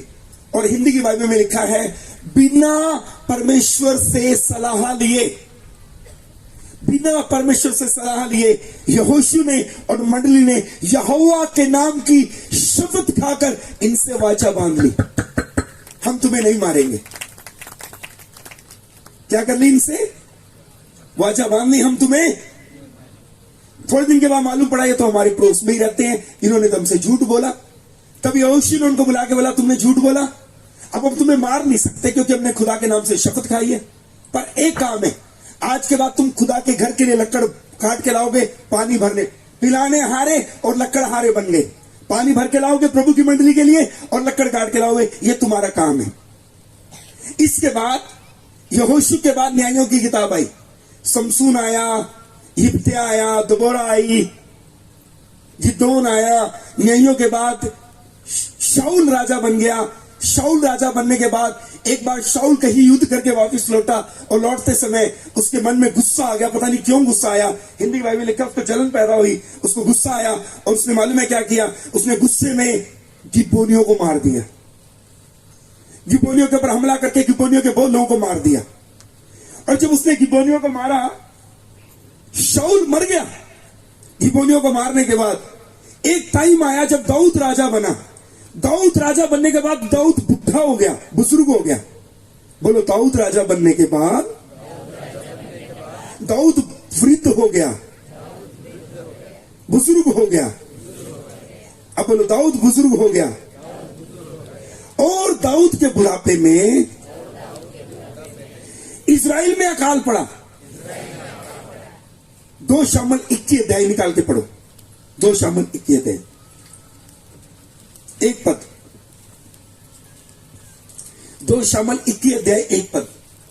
श्राप कैसे टूटेंगे हम इसके ऊपर मनन कर रहे हैं।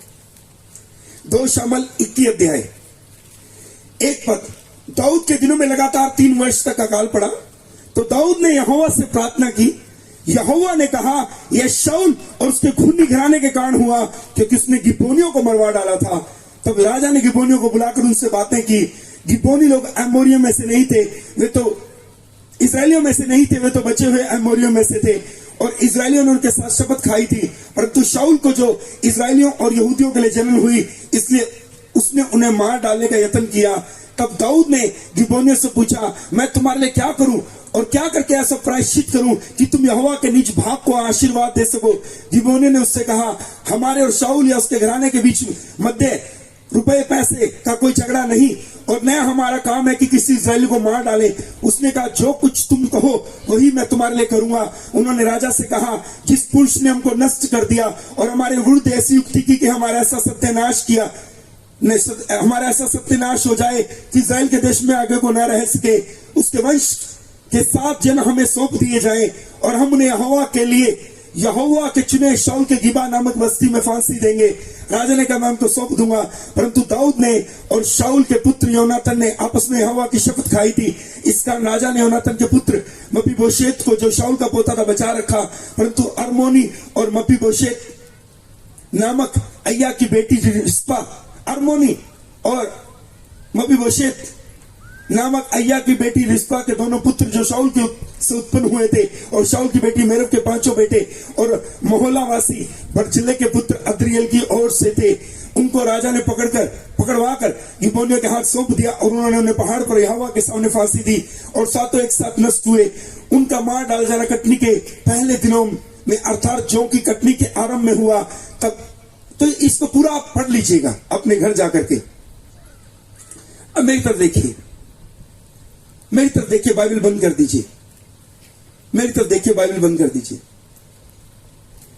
आगे देखिए, मैं कुछ कहना चाहता हूं।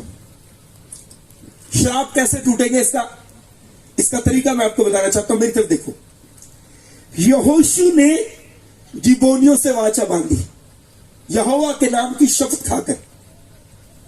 शाऊल ने गिबोनियों को मारा। दाऊद के टाइम में अकाल आया।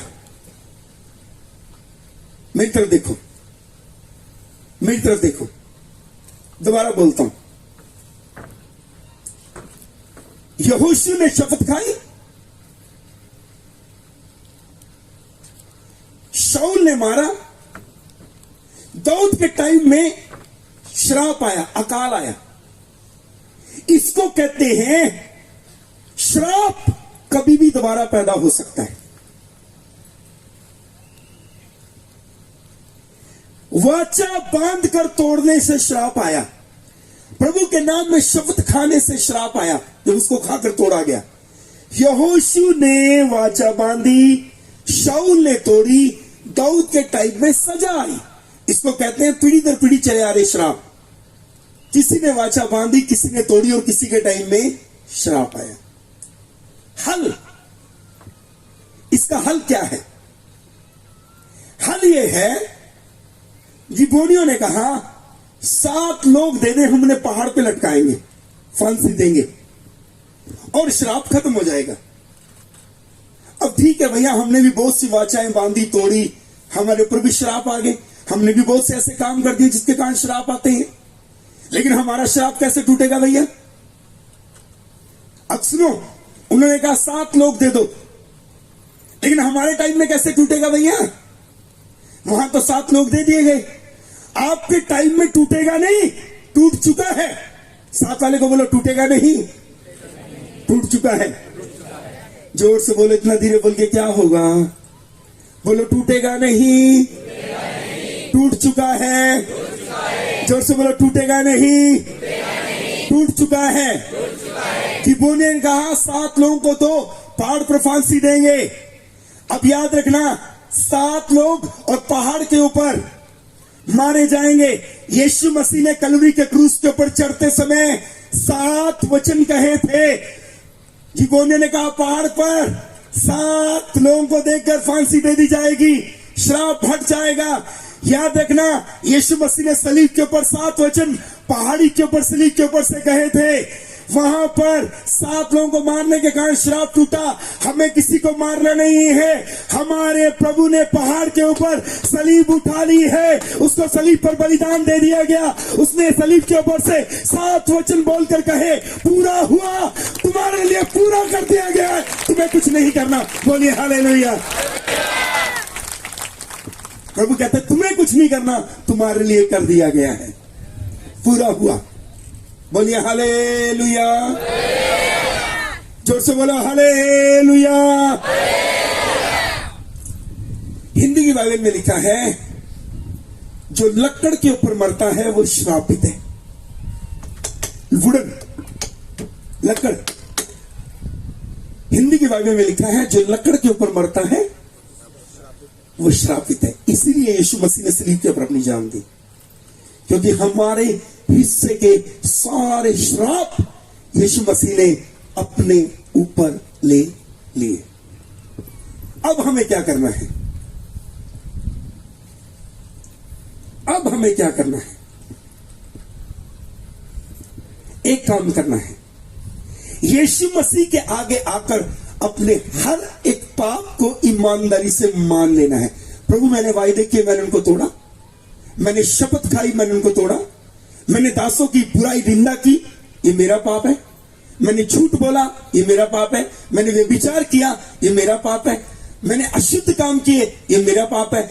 आपको प्रभु के आगे आकर के एक ट्रूली रिपेंटेंस, एक सच्चा पश्चाताप करना है। अगर आप सच्चा पश्चाताप करेंगे तो आप कलवरी के क्रूस से हर प्रकार का छुटकारा पाएंगे। बोलिए हालेलुया, ऊंची आवाज से बोलो हालेलुया। अरे धीरे बोलने, जरा जोर से बोलो हालेलुया। हाथ उठाकर पीछे वाले बोले हालेलुया। आगे वाले जोर से हाथ उठाकर बोलेंगे, सब मिलकर आगे पीछे वाले हालेलुया। दुनिया में कोई भी श्राप खत्म किया जा सकता है। दो तरीके हैं। पहला, एक सच्चा पश्चाताप, प्रभु के आगे आकर के एक सच्चा पश्चाताप करना है और मानना है ये मेरा पाप है। एक बहन ने इस प्रकार से आके कहा, मैंने अबॉर्शन नहीं करवाना था, वो हालात ही ऐसे पैदा हो गए। वो अपना पाप नहीं मानती, एक्सक्यूज दे रही है। मैंने कितने लोगों को पाप मानते मालूम है कैसे देखा? मैंने कहा व्यभिचार करना था, वो मेरी पत्नी मुझे ठीक से नहीं बुलाती ना, इसलिए मेरा मन किसी और के साथ लग गया। ड्रामेबाज, ढोंगी एक नंबर के।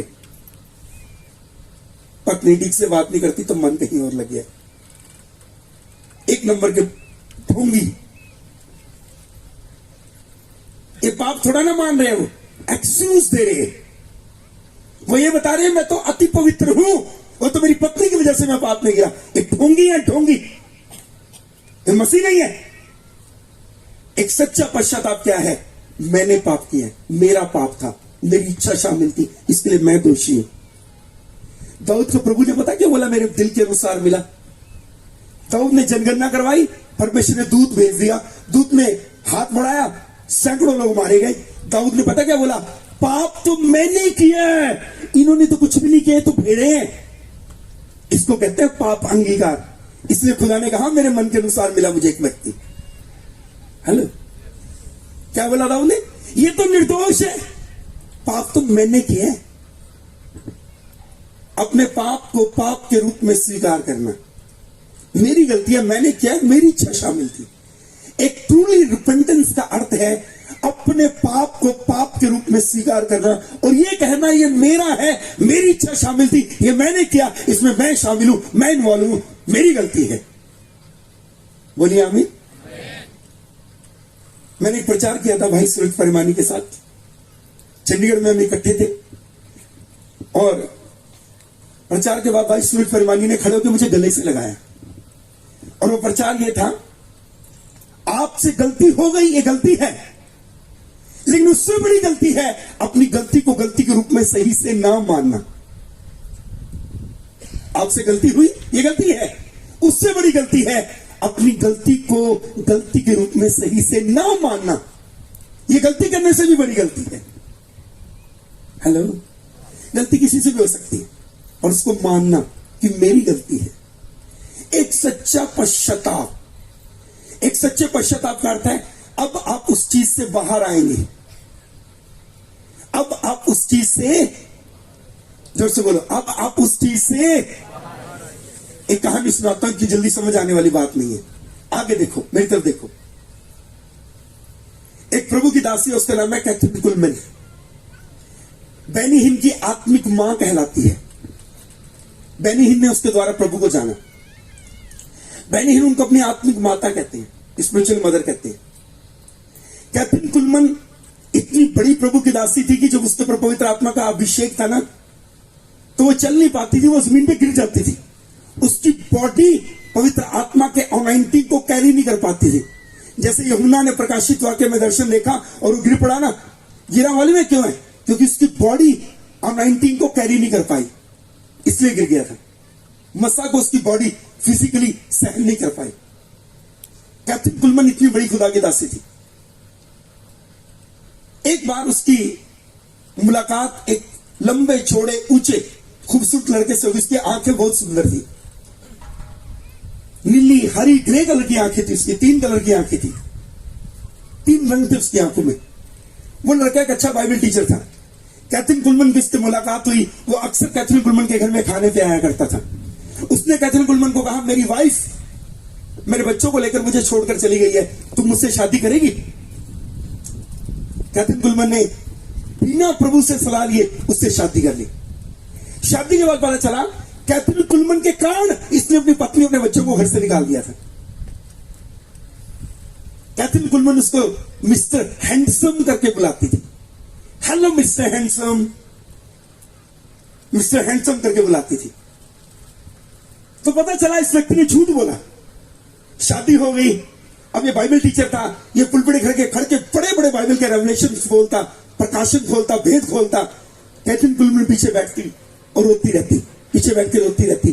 प्रभु एक बार वही मसा दे दे, एक बार वही अनॉइंटिंग दे दे, एक बार वही अभिषेक दे दे। वो रोती रहती। बंद कर दो एक मिनट के लिए। वो रोती रहती, प्रभु एक बार वही मसा दे दे, एक बार वही अनॉइंटिंग दे दे, एक बार वही अभिषेक दे दे। प्रभु ने कोई उत्तर नहीं दिया। प्रभु की उपस्थिति उसको छोड़ के चली गई। काफी सालों के बाद उसको एहसास हुआ, मैंने गलती की। ये इसने अपनी इसकी पत्नी इसको छोड़ के नहीं गई, ये मुझे पसंद करने लगा था, इसने मेरे कारण अपनी पत्नी को अपने बच्चों को घर से निकाला। तो मैंने प्रभु से पूछा ही नहीं, मैं प्रभु से पूछना चाहिए था मुझे। इसने एक निर्णय लिया।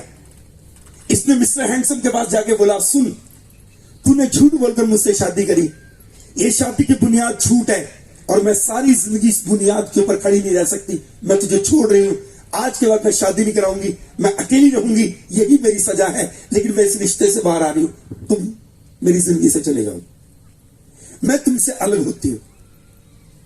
यह फैसला बहुत बड़ा था एक जवान लड़की के लिए, लेकिन उसने लिया। सच्चा पश्चाताप का अर्थ है, उसके बाद खुदा ने उसको पहले से दुगने मासा से भरा। सच्चा पश्चाताप का अर्थ है अपनी गलती को अपनी गलती के रूप में मानना और हर गलत बात से बाहर आना। यही लिखा नीति वचन में, जो कोई अपने पाप को मानता और उसको छोड़ता, उसके ऊपर परमेश्वर दया करता है। हेलो, जोर से बोलो हेलो, जोर से बोलो हालेलुया। गलती को मानना और उससे बाहर आना। अगर आपका एक सच्चा पश्चाताप है, आपने कितना भी बड़ा पाप क्यों ना कर दिया हो और उसके कारण कितने भी बड़े श्राप आपके ऊपर क्यों ना आ गए हो, कितने भी बड़े कमिटमेंट आपने क्यों ना कर दिए हो, उसके कारण कितने भी बड़े श्राप क्यों ना आपके ऊपर आ गए हो, प्रभु यीशु आज इनको खत्म कर देगा। आज आपका दिन है। बोलिए हालेलुया, जब से बोलो हालेलुया। और दूसरा तरीका है, जो बातें आपने अपने मुंह से गलत बोली है उनको आपको अपने मुंह से रद्द करना है।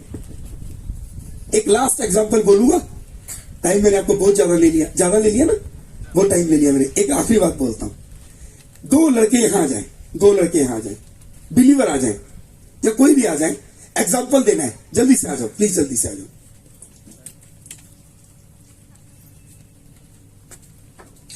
लड़के बुलाना ठीक नहीं है, एग्जांपल थोड़ा उल्टा है। गलत बात तो नहीं लोगे, दिल पे तो नहीं लगाओगे, एग्जांपल आएगी बस, और कुछ भी नहीं है। आपका नाम क्या है?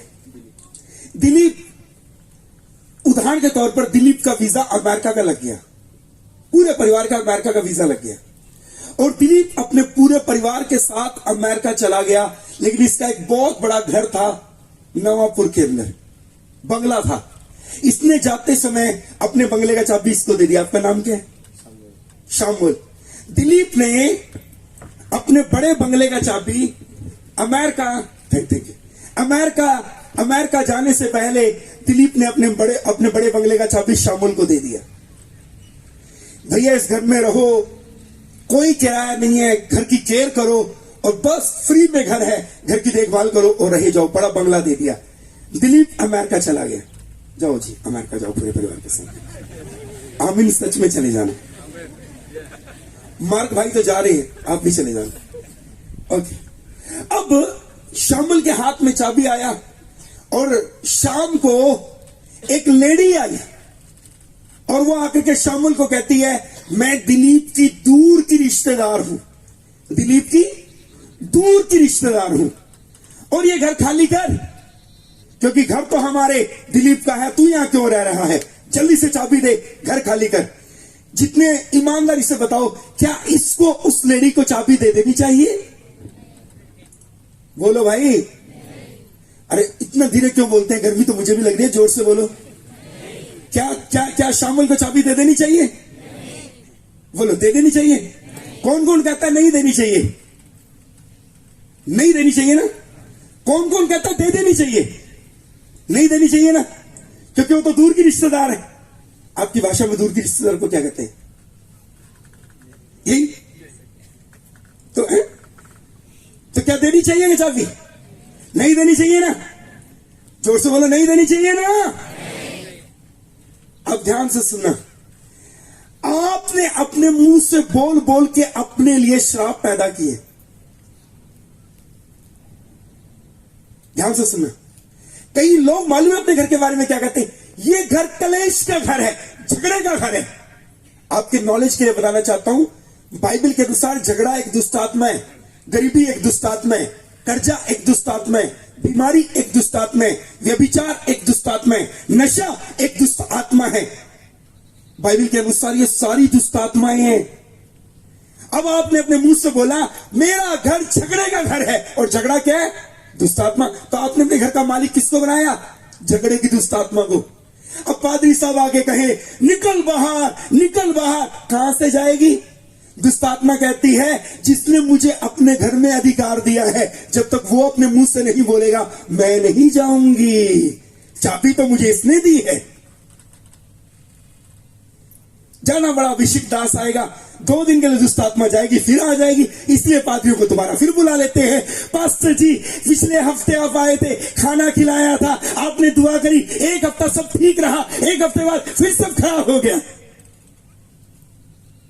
हेलो, कितनों को समझ आ रहा है? जिन दुष्ट आत्माओं को बोल बोल के आपने अपने ऊपर अधिकार दिया है, आपको अपनी जुबान से बोलकर उन दुष्ट आत्माओं के साथ अपना रिश्ता तोड़ना पड़ेगा। जो श्राप बोल बोलकर आप अपने ऊपर ले आए, आपको अपने मुंह से उन श्रापों को बोलकर रद्द करना पड़ेगा। बोलिए हालेलुया। जब जोर से बोलो हालेलुया। पहला कांड एक सच्चा पश्चाताप। दूसरा कांड आपको खुद जो श्राप आपने अपने मुंह से बोलकर अपने ऊपर लेकर आए हैं, यीशु का नाम लेकर घुटने टेक कर पश्चाताप करके आपको कहना है मैं यीशु के नाम से मेरे मुंह के बोले गए शब्दों को रद्द करता हूं, जो मैंने गलत बोल दिए हैं मैं उनके लिए माफी मांगता हूं और यीशु के नाम में उनको रद्द करता हूं। और अब मैं कहता हूं, पहले मैं कहता था मेरी पत्नी के साथ मेरी नहीं बन सकती, लेकिन अब मैं कहता हूं यीशु के नाम में मैं और मेरी पत्नी एक है आत्मा में, और हमारे बीच में एक अच्छा रिश्ता है।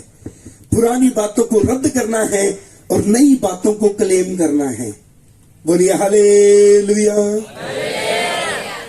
चलिए आंखें बंद करें, बंद करने लगे, अपने घुटनों के बल आ जाए।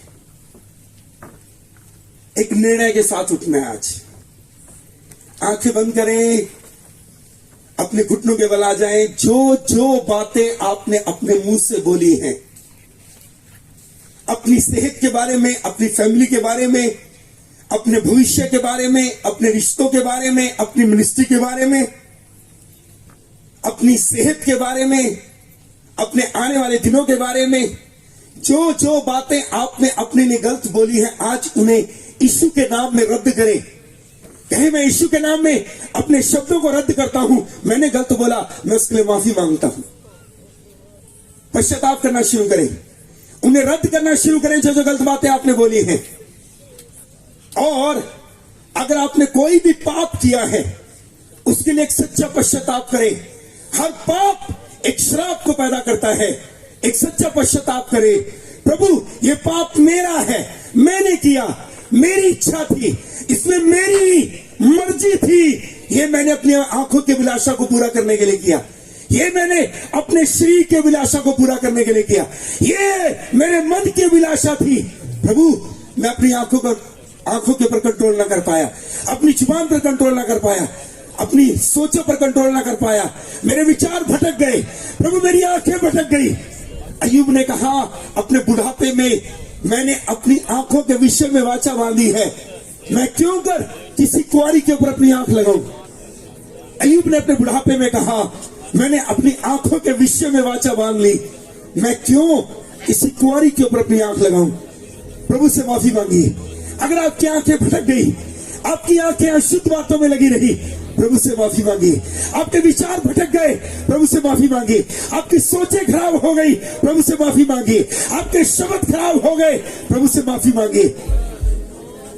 आपने गलत निर्णय ले लिए, प्रभु से माफी मांगिए। आप पाप कर बैठे, व्यभिचार कर बैठे, शरीर के द्वारा पाप कर बैठे, अशुद्ध बातों में गिर गए, प्रभु से माफी मांगिए। आप गलत रिश्ते में पड़ गए, प्रभु से माफी मांगिए। आप मोबाइल के ऊपर गंदी फिल्में देखने लगे, गंदी फोटोज देखने लगे, अशुद्ध अश्लील बातों में गिर गए, अपवित्र बातों में उलझ गए, माफी मांगिए। माफी मांगिए। अपने मन की अशुद्धता के लिए माफी मांगिए, अपनी आंखों की अशुद्धता के लिए माफी मांगिए, अपने विचारों की अशुद्धता के लिए माफी मांगिए।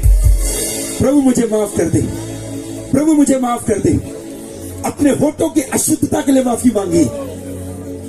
आपने अबॉर्शन कराया, आपने झूठ बोला, आपने अपनी पत्नी को धोखा दिया, आपने अपने पति को धोखा दिया, आप अनमेरिड टाइम में अशुद्ध हो गए, माफी मांगी। आप प्रभु की पवित्र दुल्हन है, आप प्रभु की पवित्र दुल्हन है, माफी मांगिए। प्रभु ये मेरा पाप है, मुझे माफ कर दे, मुझे क्षमा कर दे, मेरे गुनाह को धो दे, मेरे गुनाह को माफ कर दे। प्रभु मुझे अशुद्धता से छुड़ा दे, मुझे पवित्र कर दे।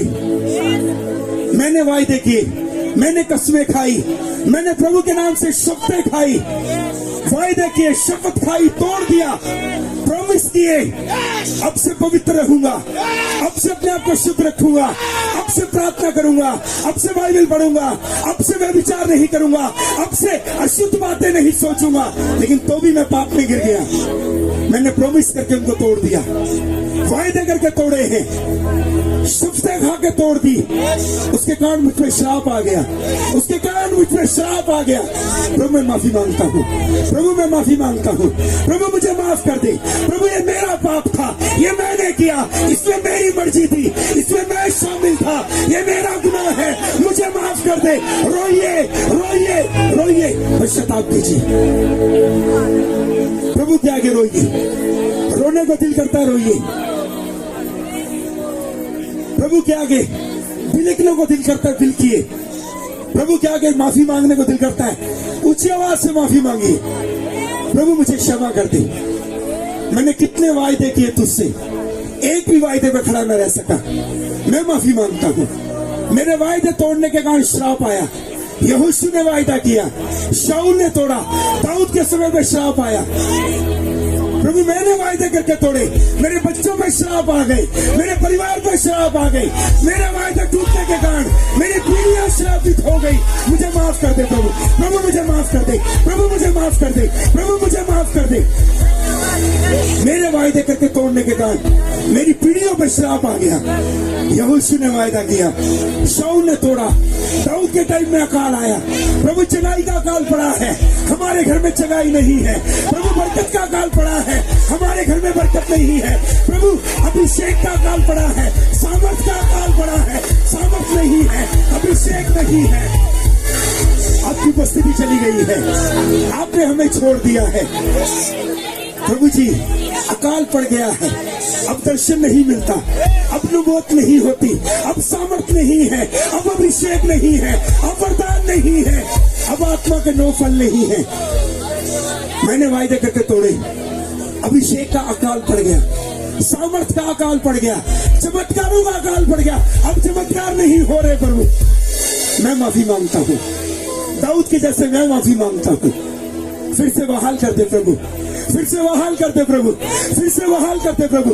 एक बार और बारिश भेज दे, एक बार और बारिश भेज दे, पवित्र आत्मा की बारिश भेज दे, एक बार और बारिश भेज दे, एक बार और बारिश भेज दे प्रभु।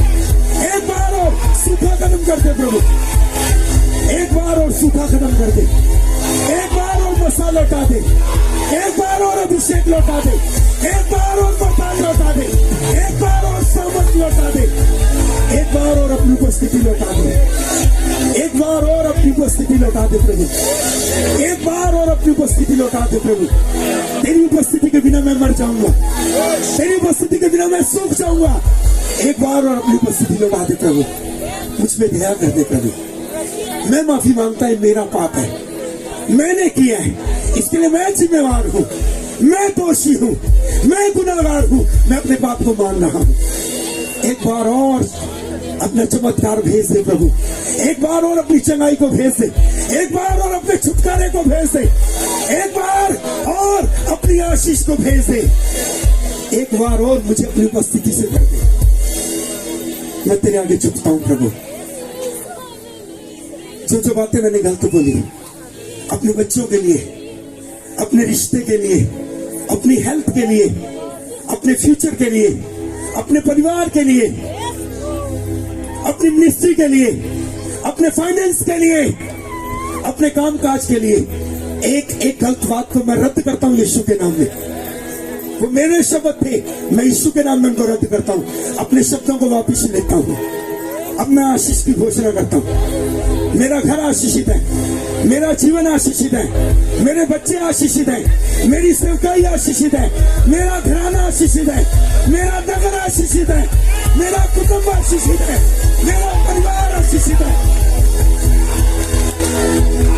मेरी संतान आशीषित है, मेरे हाथों का काम आशीषित है,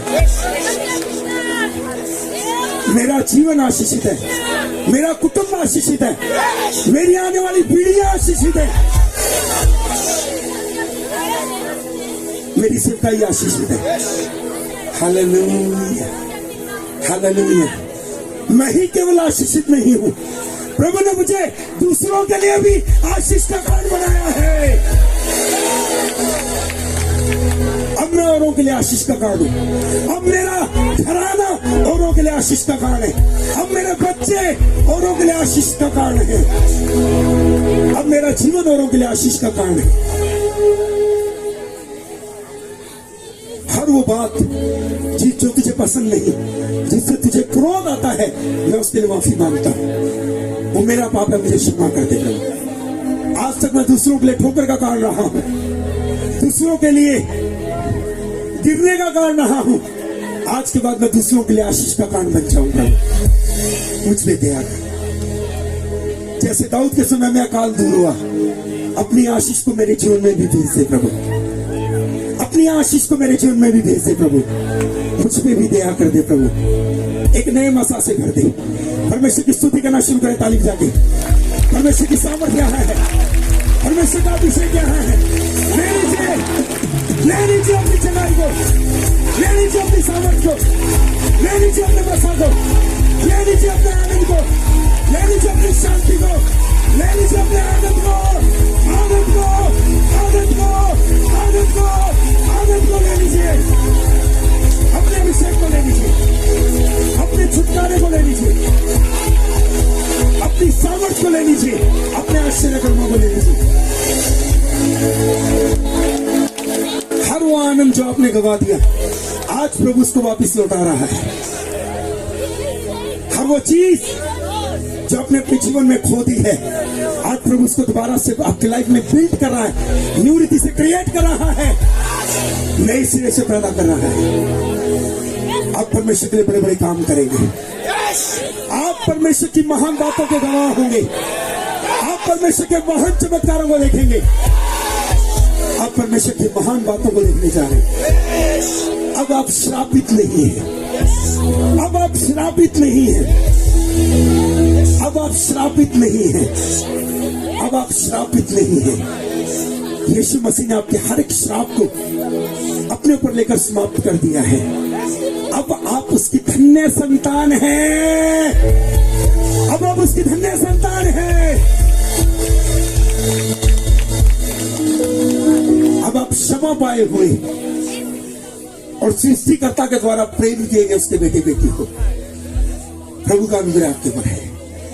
आमीन, आमीन, आमीन, आमीन। Praise the Lord. Thank you.